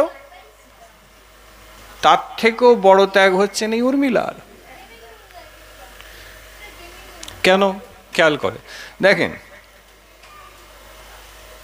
ভগবানের সঙ্গে আমার থাকার সুযোগ হলো, আমি বনেই রইলাম আর যেখানেই রইলাম, সেটাও তো পাওয়া। লক্ষণ নিশ্চয়ই বনবাস তার হয়নি, তবু বনে গিয়েছে, কিন্তু প্রভুর সঙ্গে গিয়েছে। কিন্তু উর্মিলা, তার তো নিজের প্রাণবল্লভ প্রাণারাধ্য স্বামীর সাথে বনে যাওয়ারও সৌভাগ্য হয়নি। তাই লক্ষণের থেকেও বড় ত্যাগ হচ্ছে উর্মিলা। উর্মিলাই কিন্তু নবদ্বীপ লীলায় মা জাহ্নবা, যার আজকে জন্মদিন। আরেকটু সময় আছে মা, আর একটু বলিনি। এই দেখেন আমি যেখানে ছিলাম হনুমানজি বললেন তাহলে সেই উর্মিলাকে দেখবো। এখন হনুমানের মনেও কিন্তু এই কথাগুলি সত্যি অদ্ভুত। তাই করতালভাজি নাম করছে নির্বিকার। তার স্বামী যে আজ এতদিন বনে গিয়েছে সেই বিষয়ে দেখলে বোঝা যাবে না, মানে মনে হচ্ছে যেমন একটা সধবা স্বামীর সাথে ঘরে থাকে, মা ঘর সংসার করে আনন্দে সুখে শান্তিতে থাকে, উর্মিলা ওই রকমই রয়েছে। এই হনুমানের মনে হলো, হায় ইনি তো স্বামীকে বনে পাঠিয়েছেন, আমি তো ভাবলাম ইনি বড় বিরোহিনী হবেন, দুঃখ করবেন, হাহুতাশ করবেন, আক্ষেপ করবেন, বিলাপ করবেন, এ তো নির্বিকার। হনুমান বললেন, মা তো জানেন নিশ্চয়ই যে তার স্বামী শক্তিশালী মূর্ছিত হয়ে পড়ে আছে, আজ রাত্রে যদি ব্যবস্থা না হয় তাহলে আর থাকবেন না, তাও নির্বিকার, কিন্তু কেন? হনুমানজি প্রণাম করে দেবীকে বললেন, দেবী আমি কিছু বুঝতে পারছি না, আমার চিন্তা হচ্ছে এই রাত্রে আমি কি করে ফিরবো, কি হবে না হবে, সবার চিন্তা হচ্ছে, আমরা বাঁদরের দল চিন্তায় পড়ে গেছি, আর আপনি আপনার স্বামী আজ অজ্ঞান, আপনি নির্বিকার, এটা কেন, কি করে হচ্ছে আমি তো বুঝতে পারছি না দেবী। দেখেন হনুমান পর্যন্ত এখানে উর্মিলা ওরফে মা জাহ্নবা তত্ত্ব বুঝতে পারছে না। আমি একটু ঘুরিয়ে দিলাম আর কি, মানে উর্মিলাই তো মা জাহ্নবা, এটা বুঝে নিন বাবা। ব্যাসপীঠ আছে, এর মর্যাদা আছে, এখানে ভুলভাল বলার কোনো জায়গা নেই। আপনি যদি ত্রেতা থেকে দাপর, দাপর থেকে কলিতে দেখেন তাহলে ওই তত্ত্বই আছে, সেই তত্ত্ব বাবা। এখানে আরো বৃহৎ হয়েছে, সেটা শেষে বল। মা কি করে সম্ভব, দেখেন মা শোনেন, দেবী উর্মিলা তখন হনুমানকে বলছেন, বৎস এর উত্তর হচ্ছে, আমি তোমাকে কটি প্রশ্ন করব, তার উত্তর দাও, ওখানেই আমি কেন নির্বিকার আছি তুমি খুঁজে পাবে। বলে প্রশ্ন করুন। মা উর্মিলা প্রশ্ন করছেন, আচ্ছা হনুমান, আমার প্রাণবল্লভ মানে আমার স্বামী, তুমি বললে যুদ্ধক্ষেত্রে মূর্ছিত হয়ে অজ্ঞান হয়ে গিয়েছে। বলে হ্যাঁ তাই তো হয়েছে, তাই তো এসেছি। বলে ঠিক আছে, তাহলে অজ্ঞান হয়ে মূর্ছিত আমার স্বামী যে পড়ে আছে, ব্যথা যন্ত্রণায় কি আমার স্বামী ছটকাচ্ছে? এটা উর্মিলার প্রশ্ন, আপনি উত্তর দিন, ছটকাচ্ছিল? বলে তাহলে হনুমান বললেন, না ছটকাইনি। তাহলে তুমি কি দেখে এসেছো?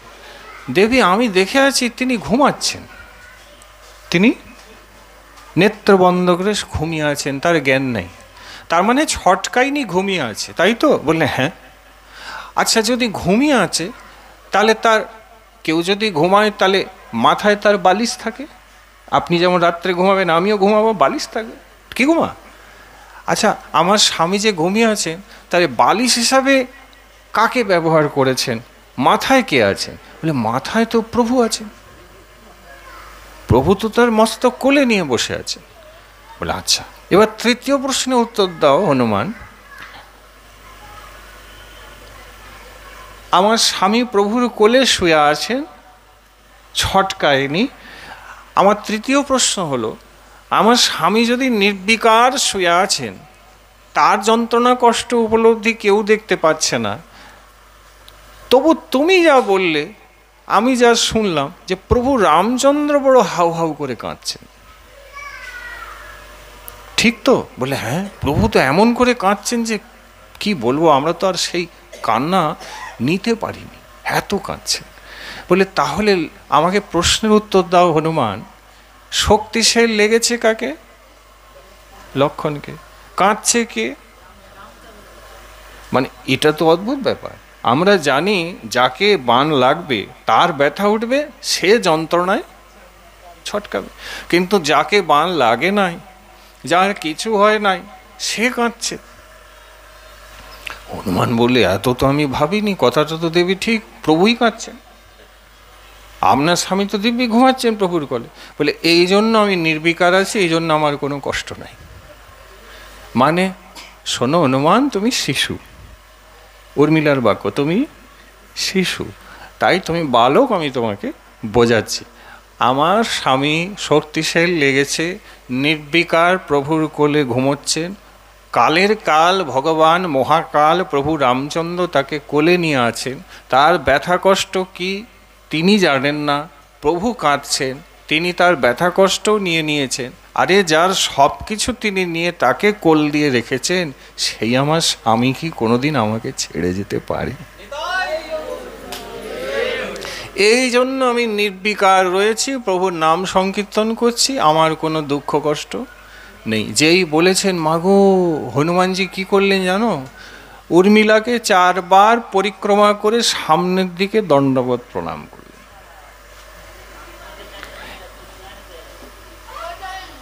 এই উর্মিলায় ব্রজলীলায় বললুম কুকুদমি নন্দিনী বারুণী, এই বারুণী যে এই নবদ্বীপ লীলায় মা জাহ্নবা, যার আজকে।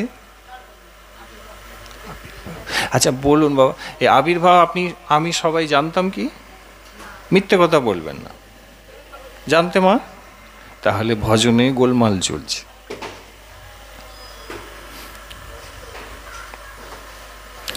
মনে কিছু করো না, ভজন করছো, গুরুপাদাশ্রয় করেছো, তাহলে এগুলো জানতে হবে। কটি জিনিস জেনে নাও, পঞ্চতত্ত্বটা জেনে নিতে হবে। আরম্ভ করে যদি গৌর থেকে, তাহলে গৌর ঘরণী, বিষ্ণুপ্রিয়া, লক্ষ্মীপ্রিয়া, এই 2 তত্ত্বকে জানতে হবে।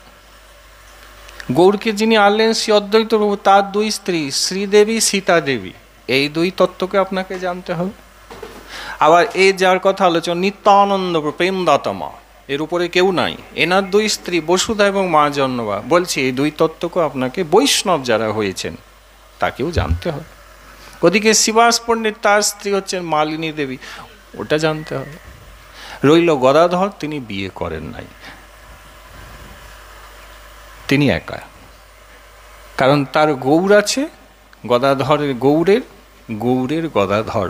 কাজে এই যে পঞ্চতত্ত্বের যে মাপকাঠিটা আছে, এটা ভজন করতে গেলে আগে ঠিক করে ধরে তারপরে ভজন করলে ভজনে উন্নতি হবে। মনে কিছু করেন না তো বাবা? তাই এই জন্য সাধু সঙ্গে আসতে হয়। আমরা বাবা আজ যদি এখানে না আসতাম, মা জানেন আমার আশ্রমে আজকে কিন্তু আমার অনুষ্ঠান থাকতো, প্রেম সে বলিয়ে, কিন্তু চলে এলাম। যদি চলে এলাম, আমার ভাবনাটা কি আপনাকে বলে দিই, আশ্রমের যারা আছে তারা তো চেনা পরিচিত, জানেই যে গুরুদেব আজকে পাঠ করবেন, কিন্তু আমি দেখলাম যদি এখানে এসে যাই তা আপনাদের সাথে আলাপ হয়ে যায়, নয় কি? এবং আমার ধারণা ঠিক ছিল যে জাহ্নবার বিষয়ে অনেকেই হয়তো জানেননি, তো একটু কিছু বলে দিয়ে যাই, লাভ হবে। ওখানে জানে সবাই, তো পরের বছর যদি শরীর থাকে, বাঁচি, তাহলে বলবো। তাহলে এখানে একটু বলা হলো, এখন আর একটু বাকি আছে, ফুরায়নি। তাই এই হচ্ছে উর্মিলা তত্ত্ব। যেখানে হনুমানজি চিন্তিত, তার চিন্তা হচ্ছে যে আমি কি করে প্রভুকে রক্ষা করব, সেখানে উর্মিলা নির্বিকার। তত্ত্বটা ঠিক ধরেছেন, তাই না? প্রভুর কোলে মাথা রেখেছেন, প্রভু কাঁদছেন, উনি দিব্যি ঘুমাচ্ছেন। তাহলে চিন্তা যখন প্রভু তার নিয়েই নিয়েছেন, তাহলে তার আর মৃত্যুর কোনো ভয় নাই, আছে কি? এই প্রকার বাবা যদি আমরা গুরুপাদাশ্রয় করি, মা বুঝছো, আর সেই গুরু যদি ভজনানন্দী হয়, তাহলে তোমার আর কোনো চিন্তা নেই। মাগো, একটা ট্রেন যে লাইনে দৌড়ায়, তুমি দেখবে কামরা বা বগি 10-12টা হয়, কিন্তু ইঞ্জিন হয় কি না? একটা ইঞ্জিন পুরো ট্রেনকে টেনে নিয়ে যায়, কি গো? এই প্রকার যদি একজন ইঞ্জিনের মতন ভালো গুরু হয়, তাহলে বগির মতন সব শিষ্যকে টেনে তিনি গোলকে নিয়ে যাবেন। হ্যাঁ, শর্ত একটা কি না, ইঞ্জিনের সাথে বগিকে কিন্তু যুক্ত হয়ে থাকতে হবে, যোগ হয়ে থাকতে হবে, তাই না বাবা? নিয়ে যাবে। বাসে যাত্রী অনেক হোক, বাস যাবে, কিন্তু বাসে যাত্রী আছে অনেক, কিন্তু ড্রাইভার নেই, বাস এগাবে? তাহলে বাবা বাসে সব থেকে বেশি দরকার বোধ করি ওই যে সামনের দিকে যে ভদ্রলোক বসে আছেন, স্টিয়ারিং ঘোরাচ্ছেন, হর্ন দিচ্ছেন, তিনি কে? তিনি বাসে ড্রাইভার, তাই না বাবা? আমরাও ড্রাইভার উঠলেই বলি বাস ছাড়বে, ড্রাইভার না উঠলে কিন্তু বাস ছাড়ে না। এরকম মা ভজনে গোলকের দিকে আমাদের গতি হবে কবে না, গুরুরূপ ড্রাইভার যখন আমাদের মনোরূপ ইন্দ্রিয়গুলিকে পরিচালনা করে গোবিন্দের দিকে নিয়ে যাবে। হ্যাঁ, গুরুটা ঠিক হওয়া চাই বাবা। আর গুরুতে বাবা বলি, এই হচ্ছে উর্মিলা, এই হয়ে গেল দাপরে বলদেবের দুই স্ত্রী। কি বললাম মা? রেবতী আর বারুণী। কেমন? এরাই দুইজন নবদ্বীপ লীলায় এলেন। বড়টি হচ্ছেন বসুধা, ছোটটি হচ্ছেন মা জাহ্নবী। নিত্যানন্দ প্রভু বিয়ে করলেন, ভাবতে পারেন? এইবারে আজকের বিষয় শেষের দিকে এসছি। নিত্যানন্দ প্রভু বিয়ে করলেন, কিন্তু গৌরের ইচ্ছায় বিয়ে করলেন। জানো মা, নিত্যানন্দ প্রভু বাড়ি ঘর দুয়ার এক চাকায় সব ছেড়ে এসেছেন। কেন এসেছেন? যাতে তার ইষ্ট আরাধ্য প্রভুর সঙ্গে থাকবেন। উনি তো ওটাই চান। এখনই তো শুনলেন, উর্মিলাকে ঘরে রেখে প্রভুর সাথেই তো বনে গেলেন না? তো এই নবদ্বীপ লীলাও তিনি তাই করবেন, প্রভুর সাথেই থাকবেন। কিন্তু প্রভু বললেন না। মহাপ্রভুর বাক্য, প্রতি বছর নীলাচলে আসেন, গৌরামা সন্ন্যাসী হয়ে নীলাচলে আছেন।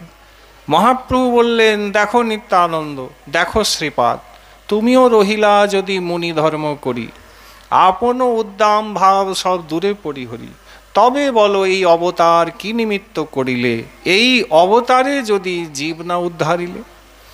এতেকে মোর আজ্ঞা যদি সত্য করি চাও, তবে অবিলম্বে নিত্যানন্দ তুমি গৌড়োদ্দেশে ফিরে যাও।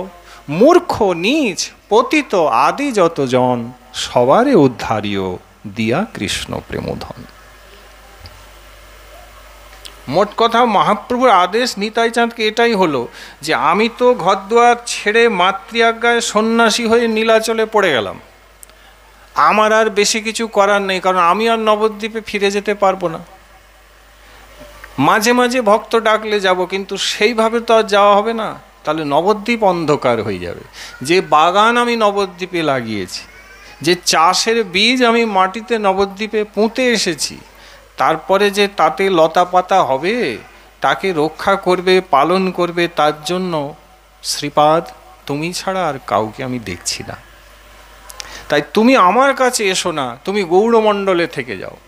কেমন করে থাকবে? কেমন করে থাকবো প্রভু? তুমি বিয়ে করবে। নিত্যানন্দ প্রভু মাথায় হাত দিয়ে, প্রভু আমি কি বিয়ে করব? বলে করতে হবে, কারণ তুমি বিয়ে করলে তোমার থেকে সন্তান, তারপরে বংশাবলী, এবং সেই বংশ ধারাতে পরবর্তীকালেও ঘোর কলি অর্থাৎ 500 বছর পরেও জগতে সবাই প্রেম ভক্তি লাভ করবে। কারণ মহাপ্রভু বলেছে, নিতাই তোমার সে প্রেম ভক্তি, তুমি প্রেমময়, তুমি প্রেম না দিলে জীবের প্রেম নাহি হয়। কাজে উনি দিলে পাবেন। তাই মহাপ্রভু তুমি বিয়ে করো। বিয়ে করার উদ্দেশ্য একটাই, যাতে সন্তানাদি হয়। নিত্যানন্দ প্রভু বিয়ে করবেন, সেও অলৌকিক লীলা আপনারা জানেন। ফিরে তো এলেন গৌড়মণ্ডলে, পরিকরকে সঙ্গে নিলেন, তার মধ্যে অন্যতম উদ্ধারণ দত্ত। উদ্ধারণ দত্ত বড় লোক, জমিদারের মতন, সোনার কারবার ছিল, প্রেম সে বলি। মা বললেন এখানেও সোনার ব্যবসা আদি। উদ্ধারণ দত্ত বণিক ছিলেন। বণিক মানে সোনার ব্যবসা করতেন। আদি সপ্তগ্রাম হচ্ছে উদ্ধারণ দত্তের শ্রীপাঠ। আজও ওখানে গেলে আপনি ষড়ভুজ মহাপ্রভু, দক্ষিণে নিতাই আর বামে গদাধরের অপূর্ব বিগ্রহ সেবা দর্শন করতে পারবেন। আর সামনে উদ্ধারণ দত্তের বিগ্রহ রয়েছে। গিয়েছেন বাবা আদি সপ্তগ্রাম? গিয়েছ? যাওনি? আচ্ছা, একবার দেখে আসো। অনেকবার গেছি, যেতে হবে। কারণ গৌড়মণ্ডল ভূমি যেবা জানে চিন্তামণি, তাঁর হয় ব্রজভূমে বাস। আদি সপ্তগ্রাম মানে মেমারি,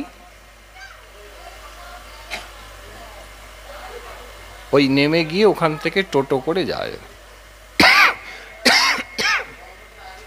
দেখে আসবে, শিগগিরই চলে যান, দেখে আসবে। অনেক কিছু আছে বাবু।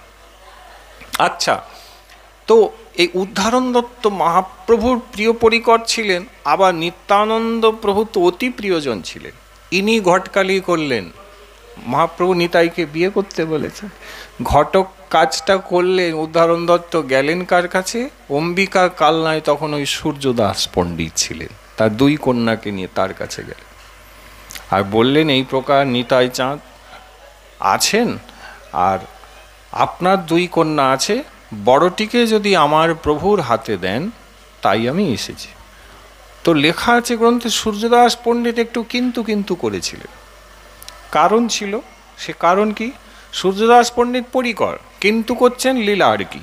সেই লীলাটা ভঙ্গি হচ্ছে এই যে, মনে করছেন যে আমার মেয়েকে যার হাতে দিব, পাত্র তো ভালো, কিন্তু পাত্রের কোনো ঘর দুয়ার নাই, কারণ নিতাইয়ের কোনো বাড়ি ঘর নেই, উনি তো যেখানে সেখানে ভ্রমণ করেন, প্রচার করেন। দ্বিতীয় কি, কোনো কাজকর্ম করেন না। আপনি যদি মেয়ের বাবা হবেন, আপনি তো দুটো জিনিস দেখবেন, যে ছেলে কি করে আর ছেলের বাড়িঘর কেমন আছে। কি গো বাবা?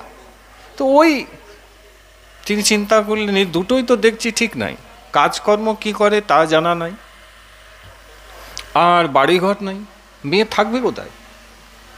খানিকটা মেয়েকেই বসলেন আর কি। উদ্ধারণ দত্ত মন খারাপ করে ফিরে এলেন। যখন পিতা বেঁকে গেলেন, বসুধা বড় মেয়ে যখন জানলেন আমার পিতা, আমি যার, তিনি তো নিতাইয়ের, চারি যুগে তিনি নিত্যানন্দ প্রভুরই, বলদেব ছাড়া কেউ তার নিজের না, কিন্তু যেই শুনলেন আমি যার, তার কাছে আমার পিতা আমাকে সমর্পণ করল না, মূর্ছিত হয়ে গেলেন। এবং ডাক্তার কবিরাজ এসে হাত ধরে বলেই দিলেন যে আপনার বড় মেয়ে আর বেঁচে নেই, মারা গিয়েছে। হঠাৎ সুস্থ মেয়েটা মরে গেল, সূর্যদাস পণ্ডিত কেঁদে একবারে বিহল হয়ে গেলেন। কি হয়ে গেল, কি হয়ে গেল? সবাই বললেন দেখুন, উদ্ধারণ দত্ত এসেছিলেন, গোসাই অনেক বড়, নিত্যানন্দ প্রভুর কথা বলছে, তার হাতে মেয়েকে দিতে বললেন, আপনি দেন নাই, মনে হয় ওতেই গেছে। বলে এখন কি করবো? বলে এখন আর কিছু করার নাই। আর কি করবেন, দেহে প্রাণ নাই, এবারে শ্মশানে দিয়ে আসুন। লেখা আছে যখন নিয়ে যাচ্ছেন, মাগো নিত্যানন্দ প্রভু দয়া চিন্তা করো, তিনি হঠাৎ একবারে আজানুলম্বিত বাহু তুলে, আহা, নীল ধুতি ধারণ, পাগড়ি ধরে হাসতে হাসতে ওই সামনে এসে দাঁড়িয়ে এসে বলছে, এই কি হয়েছে, এখানে কান্না কিসের? সূর্যদাস পণ্ডিত যখন জানলেন ইনি নিতাই, হঠাৎ মাথায় বিদ্যুতের মতন, আরে এরই হাতে তো দিতে বলেছিল। আরে অদ্ভুত নিতাই, ভগবান মা দেখছেন তো ভগবানকে। একবারে সূর্যদাস পণ্ডিত আত্মহারা হয়ে গেলে, চিনলেন তার প্রভুকে, ভৃত্য প্রভুকে চিনলেন, প্রভুও ভৃত্যকে চিনলেন। সূর্যদাস পণ্ডিত দণ্ডবৎ শুয়ে পড়ে প্রণাম করে বললেন, প্রভু আপনারই লীলা, আমার এই কন্যাটিকে আপনি রক্ষা করুন।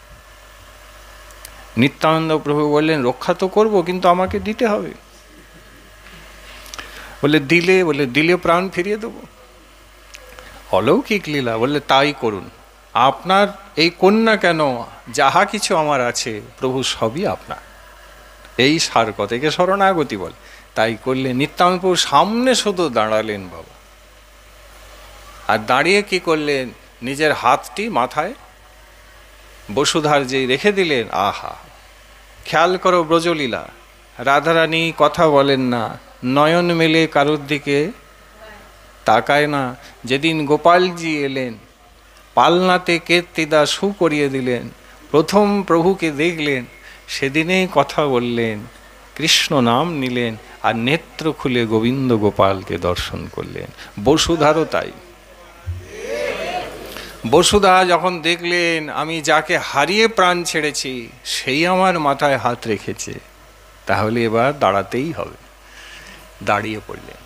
দাঁড়িয়ে পড়ে মাথায় ঘোমটা দিয়ে, ভাবুন যাকে পুরাতে নিয়ে যাচ্ছে সে ঘোমটা দিয়ে তখন নিতাই চাঁদকে প্রণাম করলে, বলে প্রভু আমি আপনার বিরহেই আর প্রাণ রাখতে পারি নাই, আপনি যখন গ্রহণ করেছেন তাহলে থাকব। হরিবোল হরিবোল হরিবোল।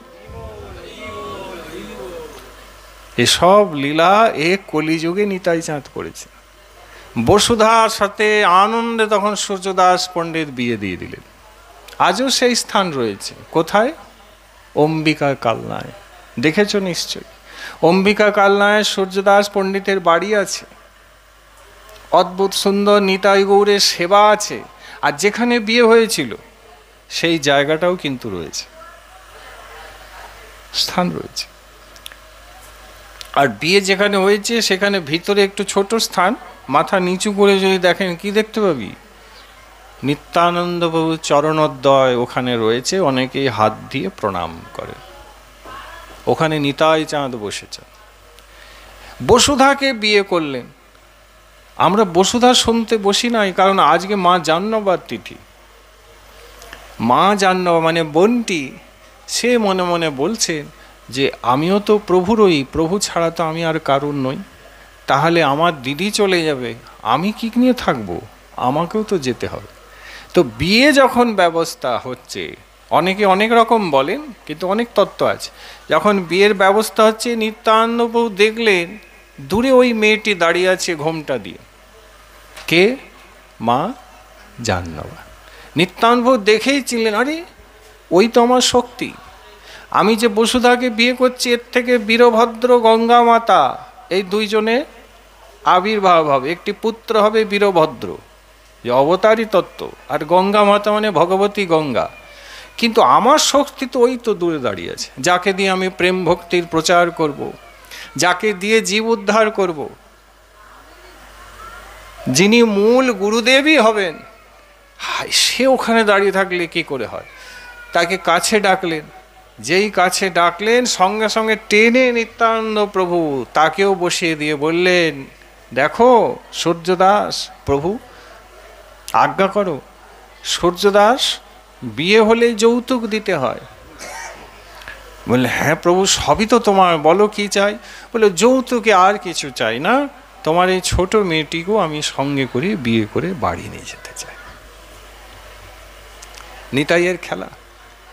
মা জাহ্নবী তো এটাই চাইছিলেন যে প্রভুর সাথে আমিও যাই। প্রভুর তত্ত্ব না মা, ব্রজলীলায় ওই তো বললুম, কি বললাম, রেবতী বারুণী, এই দুই তত্ত্ব। মা জাহ্নবী আনন্দে বসলেন, বিয়ে করে একেও নিয়ে এলেন। বসুধা সন্তানকে জন্ম দিয়ে ঘরের দেখাশোনা করলেন, আর মা জাহ্নবী সেকালের ভারতবর্ষে ভাবুন, আজকালকার তুমি মেয়ে হলে রাত্রিবেলায় বাইরে বেরোতে পারবে? আজও পারবে না। 500 বছর আগে মা জাহ্নবী একটি মেয়ে, তার শক্তি চিন্তা করো। মা জগৎকে প্রেম দিতে, ভক্তি দিতে ঘর ছেড়ে আমাদের জন্য বাইরে বেরিয়ে গেলেন। চারিদিকে যান, মদ্য মাতালকে দেখলেও প্রেম ভক্তি দেন। এক চাকায় মা জাহ্নবী গেলেন পরিকর নিয়ে, অনেকটা দূরে দেখছেন এক মাতাল মদ্যের নেশায়, মত্ততায় কখনো পড়ছে আবার কখনো উঠছে, মা জাহ্নবীর চরিত্র। পরিকর যারা ছিলেন তারা বললেন, মা ও মদের নেশায় দেখেন কেমন উঠছে আর পড়ছে। মা জাহ্নবী নিতাই প্রেমে পাগলিনী, প্রেম ভক্তি প্রদায়িনী মা জাহ্নবী বললেন, বৎস তোমরা ভুল বলছো, মদের নেশায় ওঠে নাই পড়ে নাই, ও প্রেমের নেশায় উঠছে আর পড়ছে। কিন্তু ভদ্রলোক মদ্যপানই করেছিল বাবা, প্রেম ভক্তির পরিচয় নাই। এদের বিশ্বাস হলো না, হায় ওকে তো চিনি না জানি না, ও কি করে প্রেম ভক্তি পেল, এ কি সম্ভব? বললে, কাছে গিয়ে দেখো দেখি আমি সত্যি বলছি না মিথ্যা। এরা কাছে গেল, এক চাকার ঘটনা। কাছে গিয়ে যখন দেখছে সত্যি মদের নেশা নয়, হরিনাম সংকীর্তনে অশ্রু ফেলছে, সাত্বিক বিকারে হাগৌর হা নিতাই বলে আছাড় খেয়ে ভদ্রলোক পড়ছে। এরা ছুটে এসে বললে, মা অলৌকিক ব্যাপার, মদ্যপানি করেছিল বলে আমাদের মনে হয়েছিল, প্রেম কবে পেল মা? মা জাহ্নবী বললেন, দেখ যবে আমি ওকে দেখেছি ওই দূর থেকে দেখেই ওকে আমি প্রেম দিয়ে দিয়েছি। আমরা এগুলো পাঠে বলি, মা দেখেন মাধাই নিতাইয়ের কাছে এসেছিল তবে প্রেম পেয়েছে। মা জাহ্নবী কেমন দেখেন, ভদ্রলোক মদের নেশায় অনেক দূরে, কাছেও আসে নাই, দূর থেকেই তাকে প্রেম দিয়ে দিয়েছে। তাহলে নিতাই যেটা পারে না ভাবুন, সেই জায়গাটাকেও পূরণ করেন কে? মা জাহ্নবী। অনেক লীলা আছে। দস্যুকে প্রেম ভক্তি দিয়েছেন, বাঘকে প্রেমে নাচিয়েছেন মা, পরিবার প্রণালী গুরু প্রণালী আদি তৈরি করেছেন, ভজন শিক্ষা দিয়েছেন। বৃন্দাবনে গোবিন্দ গোপীনাথ মদনমোহন ছিল, কিন্তু বামে রাধারানী ছিল না, রাধারানীকে স্থাপন কে করলেন? মা। এগুলো জানতে হবে বাবা আপনাকে, এগুলো না জানলে গৌড়ীয়রা কিছুই জানলো না বলে জানবেন। এগুলো জানুন, বৈষ্ণব জগতে সবাই জানে, আপনি জানেন না কেন? রূপ গোস্বামী সবাই জানেন গোবিন্দজি প্রকট করেছিলেন, রাধারানীকে প্রকট করেন নাই। সনাতন গোস্বামী মদনমোহন প্রকট করেছেন, রাধারানীকে নন। তো এই যে বামে রাধারানী দেখছেন, কে রাখলেন? মা জাহ্নবী। আর কি, তিনি তো আজকের দিনে জন্মগ্রহণ করলেন। এখন তার লীলা তো নিত্য বাবা। তো মা সীতা এবং মা জাহ্নবী, এই মাতৃতত্ত্ব বাবা, এই ভক্তি তত্ত্ব, এই প্রেম তত্ত্ব এই গ্রামে আমাদের মধ্যে তাদের কথামৃতের মাধ্যমে আজকে উদিত হলেন। তাদের কিঞ্চিৎ কথামৃত আমরা আস্বাদন করলাম। এগুলোকে হৃদয়ে রাখুন, স্মরণ করবেন। আপনার, আমার, সকলের মা মঙ্গল হবে। গল্পটা কি জানো? যেতে তো হবেই। আজকে না হয় বাড়ি যাব, একদিন তো শ্মশানে যাব। মন খারাপ করছেন না তো? শেষ গতি তো ওই তো বাবা, শ্মশান। তোমার এলাকায় শ্মশানে তুমি যাবে, আমি যে এলাকায় মরবো আমি সেখানে যাব, কিন্তু ওই তো শ্মশান। তাহলে ওই যে যাওয়া, ওর পরে আর ফিরে আসা হবে না। আজকে তুমি এসেছো, তুমি তোমার বাড়ি, আমি আমার বাড়ি, আবার কাল শরীর থাকলেও কিন্তু ওইখানে কি আর ফিরবো না। তাই সাধুসঙ্গ করো, হৃদয়ে মা জাহ্নবাকে ধরো, তার নাম নাও বাবা। দেখবেন শ্মশানে পূর্বে শরীর, চিত্ত, মন, বুদ্ধি সকলেই নিতাই গৌরের সেবায় নিত্যকালের জন্য চলে যাবে। ভুলে যেও না। বলি মাতা জাহ্নবী ঠাকুরানী কি জয়। অনেক লীলা আছে বাবা, তো সময় হলো না। আগামীকালেও কিছু আছে সময়, আগামীকাল সকালে আসছি, পাঠ হবেন আবার সকালে। আপনারা কৃপা করে আসবেন সময় মতন, আর এইরকমই পরিবেশটা রাখবেন। সকালে যদি থাকে খুব খুশি হব, সন্ধ্যায় পরিবেশটা একটু শান্ত থাকে। সকালে কাল কী হবে আমি বলতে পারছি না, কিন্তু শান্ত স্থিতিশীল পরিবেশ না হলে পাঠ করা আমার পক্ষে সম্ভব হবে না। আপনি বুঝতে পারছেন তো বাবা? কীর্তন অনেক বাজনা, দেখুন কোনো বাজনা বাজছে, বাবা ক্যাসিও বাজাবেন কিন্তু বাবাও বাজাতে ভুলে গেছেন না, ঠিকই আছে, অসুবিধা নেই। কিন্তু এই যে শান্ত পরিবেশ কথাতে প্রয়োজন হয়, কিন্তু কীর্তনে গান বাজনা অনেক কিছু থাকে, সেখানে একটু হট্টগোল হলেও মানিয়ে নেওয়া যায়, বাজনার মধ্যে সেটা ঢাকা পড়ে যায়। কিন্তু হরি কথাতে আপনি হট্টগোল করবেন। কালকে এই নিবেদন আপনাদের সকলের চরণে রাখি।